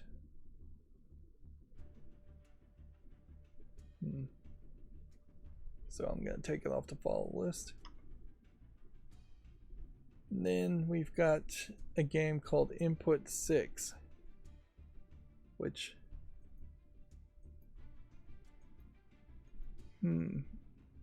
looks to me like it's a Five Nights at Freddy's clone, with this being your creepy enemy character.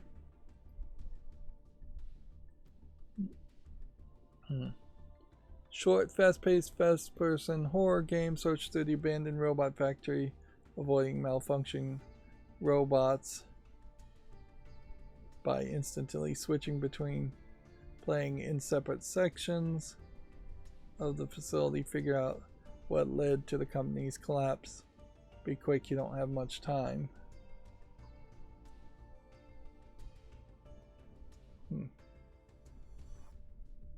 If anything, it seems like you are looking through the eyes of some kind of robots or something yourself. Well, you know what?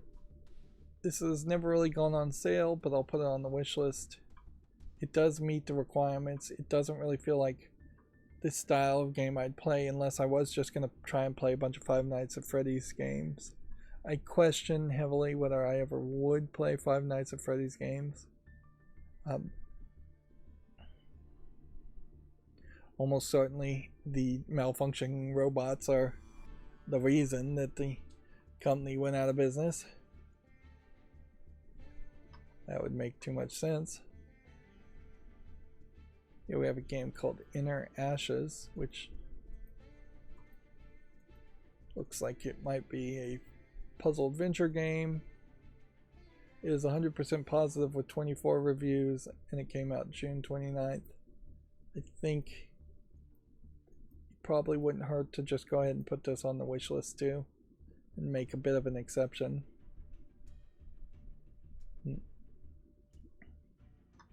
While I was opening all of these tabs, I still ended up with a lot of tabs still kind of loading, but noticeably today all the pictures actually did load in.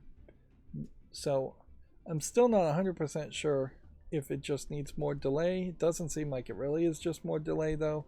It seems like there might be a plugin, and I'm trying to reduce the number of plugins in general that I use, but it may be that there's just a plugin that is stopping some tracking cookie or something from loading in. Alright, so let's look at the new games that have come out on Steam now, and then we'll be done with the stream. Another 4-hour stream. Let's see. Next one is an adult game, although weirdly it's an adult visual novel with like one screenshot of nudity, so I don't feel like it really is that much of an adult game from the looks of it. It's also all in Japanese, and there's not really a great reason to translate it and check it out. Even though I did install that translation app, I'm not going to really use it. Come to think of it, I probably should just disable that too. 18+ novel for maidens where a woman obtains divinity along with her ruin. So it's an otome young maiden novel, visual novel that's 18+. It supports only Japanese though, even though the description is in English.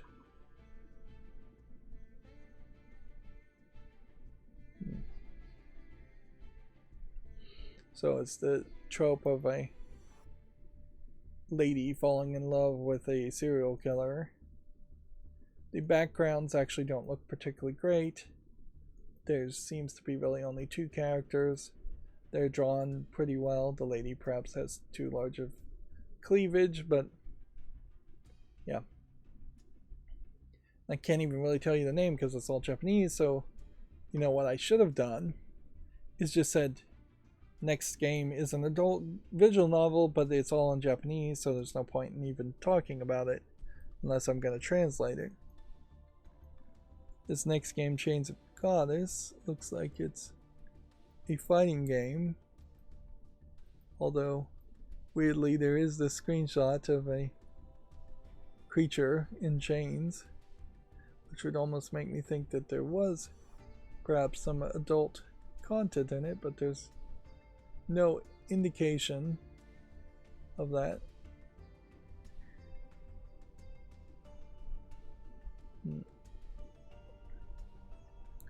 It does not really look like a very high quality game, so I'm going to say no. Then we have Go Sick Rogue. The phrase Go Sick in Japanese, I think, means something different, but I couldn't tell you what it really means. It's like half gothic, half sick, mentally sick, I would assume. We seemingly have yet another Japanese only language game, which it's, yeah, we're starting to see more and more of that. I would assume that this is a roguelike game. Doesn't really seem amazingly well polished. If anything, I would say we're getting more and more Japanese language only games, and then the Japanese only language is highlighting that those games tend to be less quality, whereas the Japanese games that bother to localize themselves and translate them have a little more commitment and tend to be a little bit more polished. I think we can say no to Project America's open world heists. The night shift here, just looking at the screenshots, you can tell it's a lot of dark screenshot syndrome in a horror game, so we can immediately dismiss that. We probably can say the same as far as Mystery Box Hidden Secrets for being not visually polished enough. But you know what? I'll be generous and put this on the fall list. I'm not going to make a YouTube short on it, though. It's not visually good enough. Next we have Drowned God, which, if this was an old game, that might make more sense looking at the visuals. Again, not quite enough polish for it, so I'm not going to make a short on it. I'm so far ahead in shorts too that I've already had to increase the number of shorts coming out as soon as I start scheduling shorts again. So one more time slot, probably need 2 more time slots, just so that the shorts come out in a reasonable amount of time. Like, what I really would like to do, particularly with the Facebook, since it only lets you schedule things 29 days in advance, is you potentially want to then schedule it for like 1 minute below 29 days, and then the next one 2 minutes below, 3 minutes, and just cram and buffer as much schedules as possible in the future, and then perhaps have an automated system that spreads it out further after that point. But I don't really know if I can pull that off. That's going to be tough, to say the least. If anything, it might be worth it to just see if you could glitch it and stop the code that tells it to check for being 29 days in advance. That might be the best way to do it. But who's to say that that wouldn't break something in the back of their servers? Probably would. We have another Toho game here, which Toho games seem to be very popular, so we'll show reality here. There's a high level of Toho, although this one doesn't support English, so I'm not going to make a YouTube short around that. But yeah, it is realistic to potentially highlight all the Toho games that get made and released. Next we have an adult game called Forbidden Dojo, which is 2 black-haired Chinese looking ladies who seem to be more kind of in feudal time, Chinese, Japanese. They seem to be kind of at a dojo or a shrine. They're 3D CGI, and there's some kind of narrative. I don't know if there actually is some motion here or actual fighting elements here.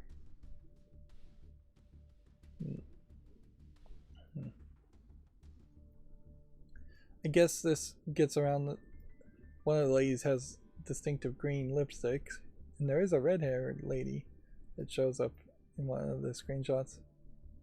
Um, yeah, to have such a distinctively different focus as far as dojo and learning martial arts, and then adult sex stuff is somewhat questionable, because the two don't seem like they're fully connecting.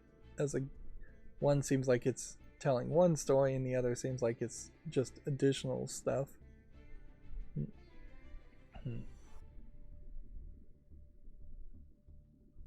So yeah, we can show this. Here's what looks like a shrine with maybe a dojo behind it. I don't know if inherently dojos are actually behind shrines like this though. And then here's one of the green-lipped ladies, and then here's the other more purple-lipped lady.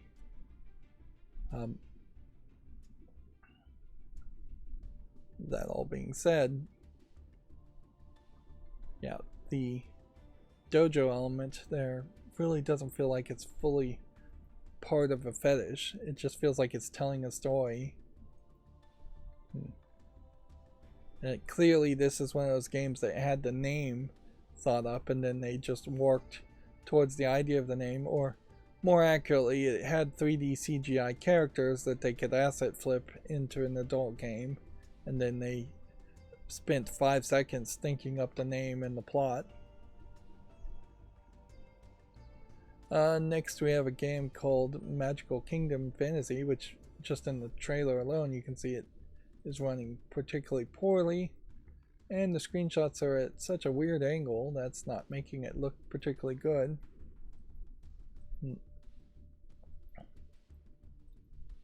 So yeah, we'll say no to that. Increasingly, we are not seeing bundling, so maybe the person who did that has just decided to stop doing that. We have yet another adult game. It was released on the 13th, so yesterday. This is Nito Rere wife Yukiko, 20 years after marriage. Nito Rere is Japanese fetish for cheating on somebody. So the wife is cheating on her husband with somebody else. This is a flat 2D characters in. I don't want to ever use the phrase cartoony, because that doesn't mean anything. Like a Bugs Bunny cartoon does not look really like a cartoon coming out today. So yeah, I would say these are 2D, very poorly shaded, at least realistic color palette characters. Looks like something you might see from like a Russian animator or Eastern European animator. Definitely much more in the Western style. They're going with the theme of a wife, so she's supposedly, I guess, somewhere around 40 years old if she's been married for 20 years. Inherently, the problem with this art style is that anatomically it's drawn particularly poorly. There's a picture here of a guy with his neck and spine way too far ahead and his chest way too far forward, and they're not drawing eyes on him at all, which is sometimes something they do. But then the lady and the pose and the scene being shown here is not particularly well. It's literally not actually showing any of the erogenous zones at all. Nitorere wife Yukiko is $8.99, English only. It claims to have full art, full audio.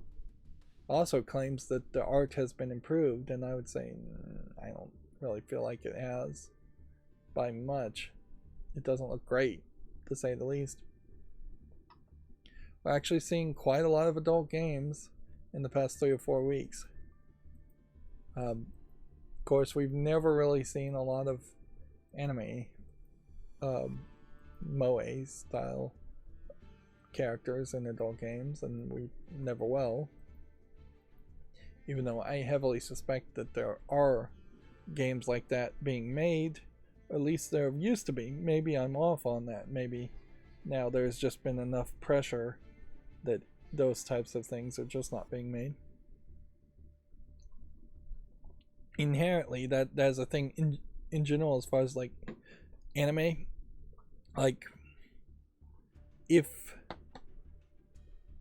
there was a lot of, say, Dragon Ball Z fighting type clones in those types of fighting game series 10 years ago, there may have just been so many made back then that you would have assumed that there would always be Dragon Ball Z clone fighting shows, when right now there really aren't shows that are animated like Dragon Ball Z, and there aren't really a lot of clones that are fighting series.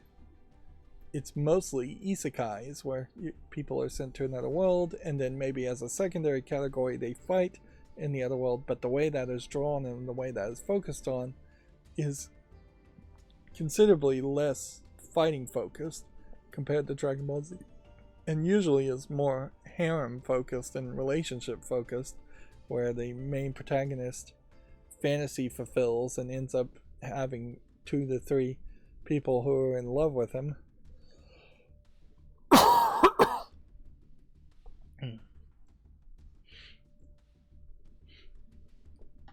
Moving on, the last windmill does not look like anything of mention. Finding America's the Great Lakes. I'll make a YouTube short on this, since these little hidden object games probably do have a small audience, and it does probably help to highlight that there is just a lot of hidden object games. Don't Flee looks like a dark screenshot horror game, nothing of real polish there. And then we have a V-Pet simulator game where you have a little chibi anime character that would seemingly just walk around your desktop the whole time as a virtual pet, which isn't really a game and not anything I particularly would encourage. It's English and Chinese only, and free at that, so you'd think that this would be a character you would recognize at that point, and this would be an advertisement to something, but it doesn't seem like that's the case. And the fact that it is almost certainly a Chinese game highlights just how far behind Chinese developers are, that they're still making V-Pets, something that more popular really in like mid 80s, early 90s. Like Windows 95 with a V-Pet would be about the latest, I would think. Not 2023. Eon Fighter is a top-down twin-stick shooter space game.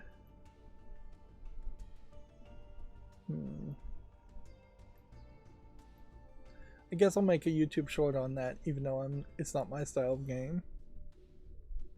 1001 Jigsaw World Tour China. Should I make something that's such a generic name?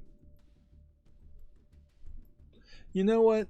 With this recent scare of being accused of being spammy, and then rest assured I actually wasn't being spammy, I am going to be a little snake bit and cautious, and so things that are like 1001 Jigsaw World Tour China is too generic a name. I'm going to say no to that as far as YouTube shorts. Speaking of which, American McGee is doing his, it seems like, annual boating trip in Malaysia and putting video of that, or very short videos of that, on his maybe personal YouTube channel, but yeah, it's always weird when he does post that, because it had nothing to do with Alice Madness Returns, or American McGee's Alice, or Alice Asylum, if that was ever going to be made. We can say no to Fisher's Wharf. But at this point, he's probably just putting things on YouTube to maybe maintain his channel on some level. End Up Alone. Looks like it's probably just an asset flip horror game. You really need a single screenshot or two to highlight what the enemies are and what you're doing with them. Like, the general idea of working your way through a zombie apocalypse isn't terrible, but this is also way too dark. And even in this screenshot, it feels like the brightness has been turned up quite a bit so you can actually see things. Weirdly, it doesn't seem like there actually is any gameplay here, so this may just be a walking simulator with zombies hanging around, which isn't the worst thought as far as making a walking simulator, to say, hey, there's going to be zombies, but they're not going to attack you. Yeah, seems like you're just collecting items to escape. I don't think there's enough polish there, and I would say this character too, he does not do a great job of being the best zombie you could be as far as visuals go. There's too interesting of a blood patch here and just generic zombie face, and then too much of a not torn up outfit here. It should be torn up and decayed and gooey. One of the things about when they undeleted my channel, though, is that 2 videos were age restricted, so maybe that also triggered it. It does seem like they are going through a almost annual scan of videos on channels, or of my videos, and so they age restricted a Honey Pop thing. Fair enough. I went in there and said, you know what, by the new standards that they've changed the rules on as far as adult content, age restricting Honey Pop makes a lot of sense, even though it already said mature audience only in the title. It's not like I'm going to get a ton of subscribers or views now from Honey Pop. I probably did get a ton of them when it first came out as footage. And then they also age restricted 1 episode of Dead Island. I don't particularly agree with that, but I can certainly see where they're going from there. There's a lot of blood and gore, particularly in the first 2 minutes of that episode of Dead Island, and that does highlight a potential problem, certainly if you were going to play a zombie game like Dead Island again, is that there may just be so much blood and gore and violence in it, with zombies lying around as corpses all over the place, that may not meet whatever YouTube's family friendly standards are for now. But noticeably, it did not push me to decide to like get rid of the auto blur and stop talking about adult games during the news, which that's something I'm glad for, because I don't want to be forced, at least, into censoring myself and not talking about adult games. This game, Made in Hell, doesn't look like there's much there.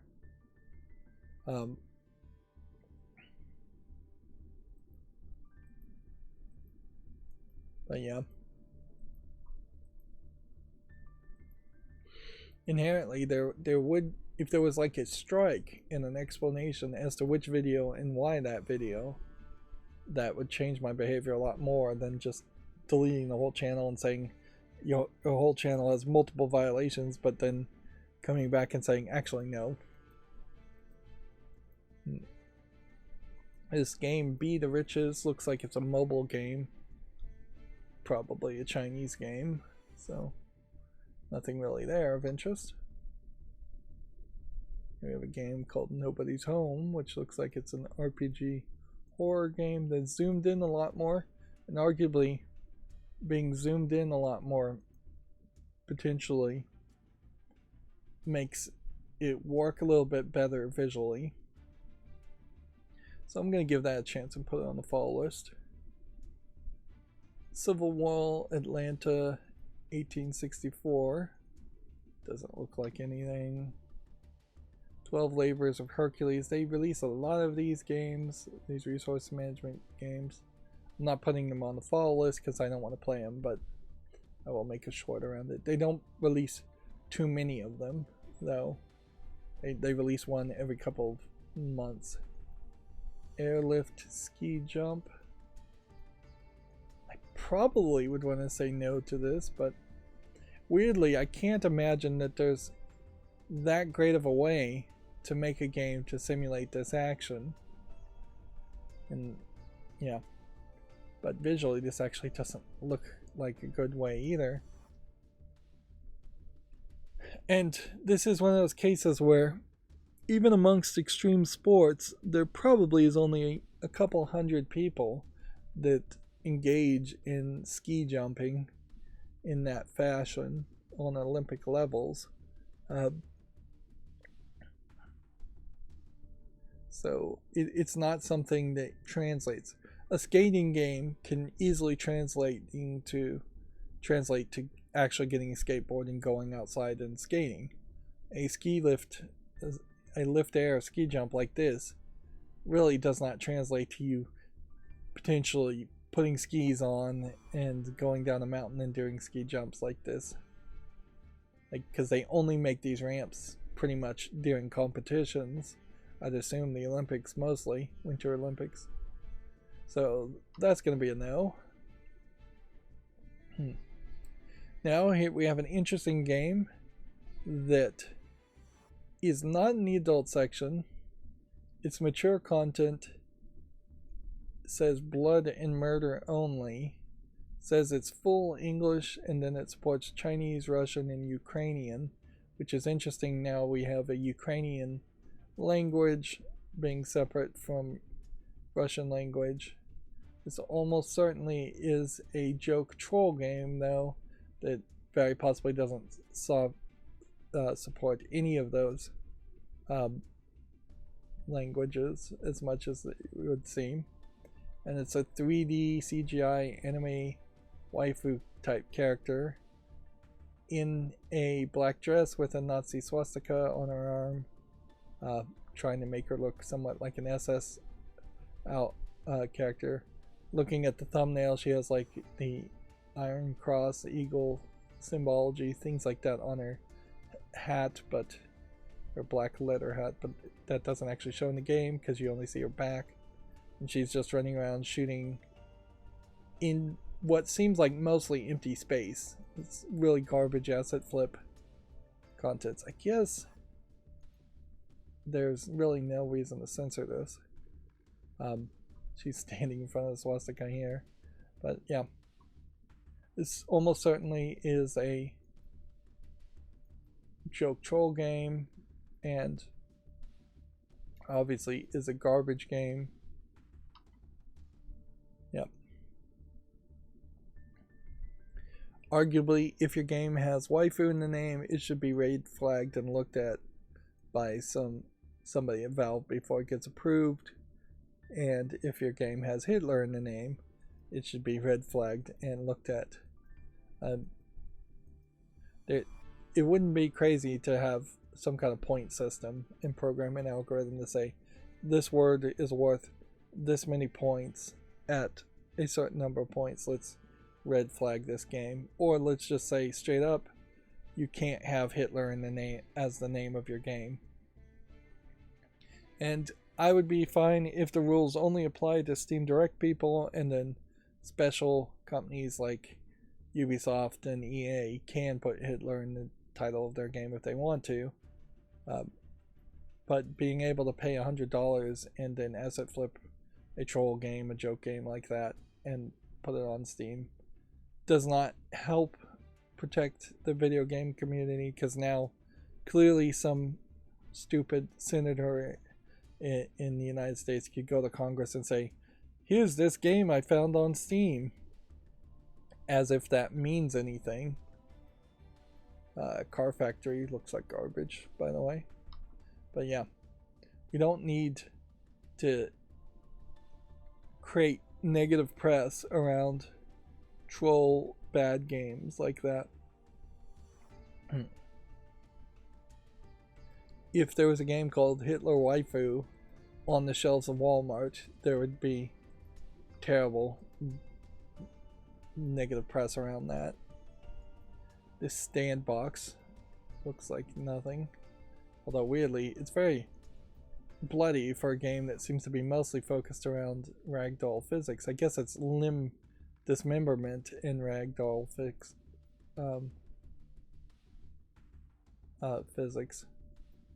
It almost looks like it's supposed to be like a dropper map where you would fall, but the visuals would have to be more silly and cartoony for that to feel right instead of just a generic green character. We have another resource management game, which I'll make another YouTube short on. Then we have Crystal Tactics Echoes of the Libertas War, which I think is probably just an RPG Maker game. Should I be highlighting RPG Maker games just because there's a bunch of them, or should I be curating at some level? I think I really want to curate RPG Maker games out, just because I really question if there are that many people that actually play these games at all. Next we have Fuzzy's Quest 2, which doesn't look like anything. And then Night Watch Ranger Survival, doesn't look like anything. Is OGO, might be something. I'll give it a follow. Need to really hurry up here. Conrad's Quest, it's gonna be a nope. Wild Frontier, sandbox surrounded by wildlife and nature. Basically just an asset flip game then. That's gonna be nope. Vern, as in Jules Verne, The Shape of Fantasy. Looks like it might be an interesting game. It's kind of weird that it's just coming out and didn't have any advertisement around it. Seems to be somewhat of a point and click adventure game, if I was to guess. Maybe more of a puzzly adventure game with just 2D side scrolling. I don't know if there's really much of a difference between that and a point and click though. Vexed Heroes, doesn't look like anything. Reach the Light, looks to be just a physics of a ball rolling. Perhaps this is one of those games where you're just trying to get higher and higher, except for this time you're rolling, which makes it even more difficult because you'd almost have to constantly be in motion. And then you have a burst to give you acceleration, but that's hardly jumping. Even in this trailer, I can tell you that this would be a lot more difficult to play than your average jumping game. Does look like it has a nice checkpoint system, which might be helpful for these types of games, if these types of games are really going to exist and really should be played in the first place. You can also see though, because it's a sphere bouncing off a sphere, that you're having a lot more generic shapes instead of just asset flipped items. Like this feels like somebody very quick and dirty made all of these modules and shapes, but visually that looks less interesting, so that's going to be no to Reach the Light. Next we have a game called Orbit Zero, which, even if this was an old game, it's not something I think I would care about, or your average person would care about. Back in the day when this is what video games were on PC, that really shows just how much we've grown, and having just little windows and places where you can change number values and squeezing any animation, if you can even afford to make animation, into a box on the screen, not taking up the full screen. Yep. This is perhaps an example of a game that was way too unrealistic compared to modern video games. Whereas now we've hit a point where people are spending too much energy to make their games too realistic for their own good. Let's see. Moving on, we have Real Motocross Driving Simulator. I'll give that a chance. It's probably nothing. And then we have a game called Grey Destiny. I guess I really have to admit, as far as these precision platformers, these frustration platformers as I call them, I would not be able to do a very good job evaluating which of these are actually good or which of these are actually bad. And I'm not sure that there is that much of a fandom around them. Obviously, Super Meat Boy has been talked about enough that I know Super Meat Boy as a series is good.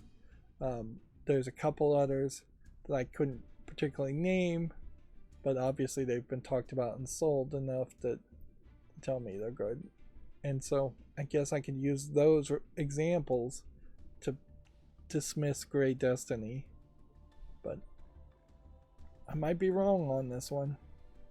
That being said, it's not visually amazing, so not making a YouTube short on it is fine, and I wouldn't actually want to play one of these games. Next we have Pusher Drug Tycoon, which is a little bit too close to that other game as far as just way too much numbers on screen and not enough animation. Again, if you told me this was an old game where you were being a drug tycoon and taking over more territory, I might believe you, although the 80s in particular was very much anti-drug, and the 90s were pretty much anti-drugs too. It's not until you get into, well, at least personally for me, it wasn't until I started to realize that most of the anti-drug propaganda was ridiculous and mostly just used to justify locking up and enslaving minorities, that the whole drug war becomes much more sinister than you might first think. In the United States, Superbot Arena doesn't look like anything. Magocracy Experimentation looks like it's just an asset flip model flying around shooting things from its eyes.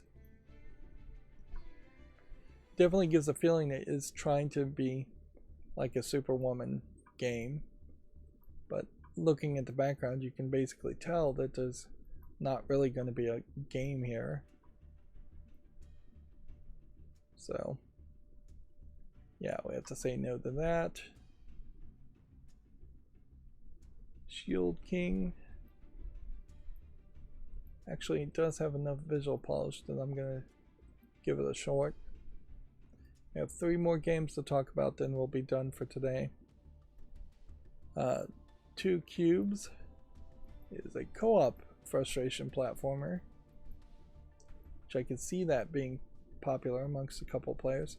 That is a thing about Trine too, is that if you were playing multiplayer with Trine and you had 3 or 4 players playing with you at the same time, potentially the experience might be a lot more enjoyable.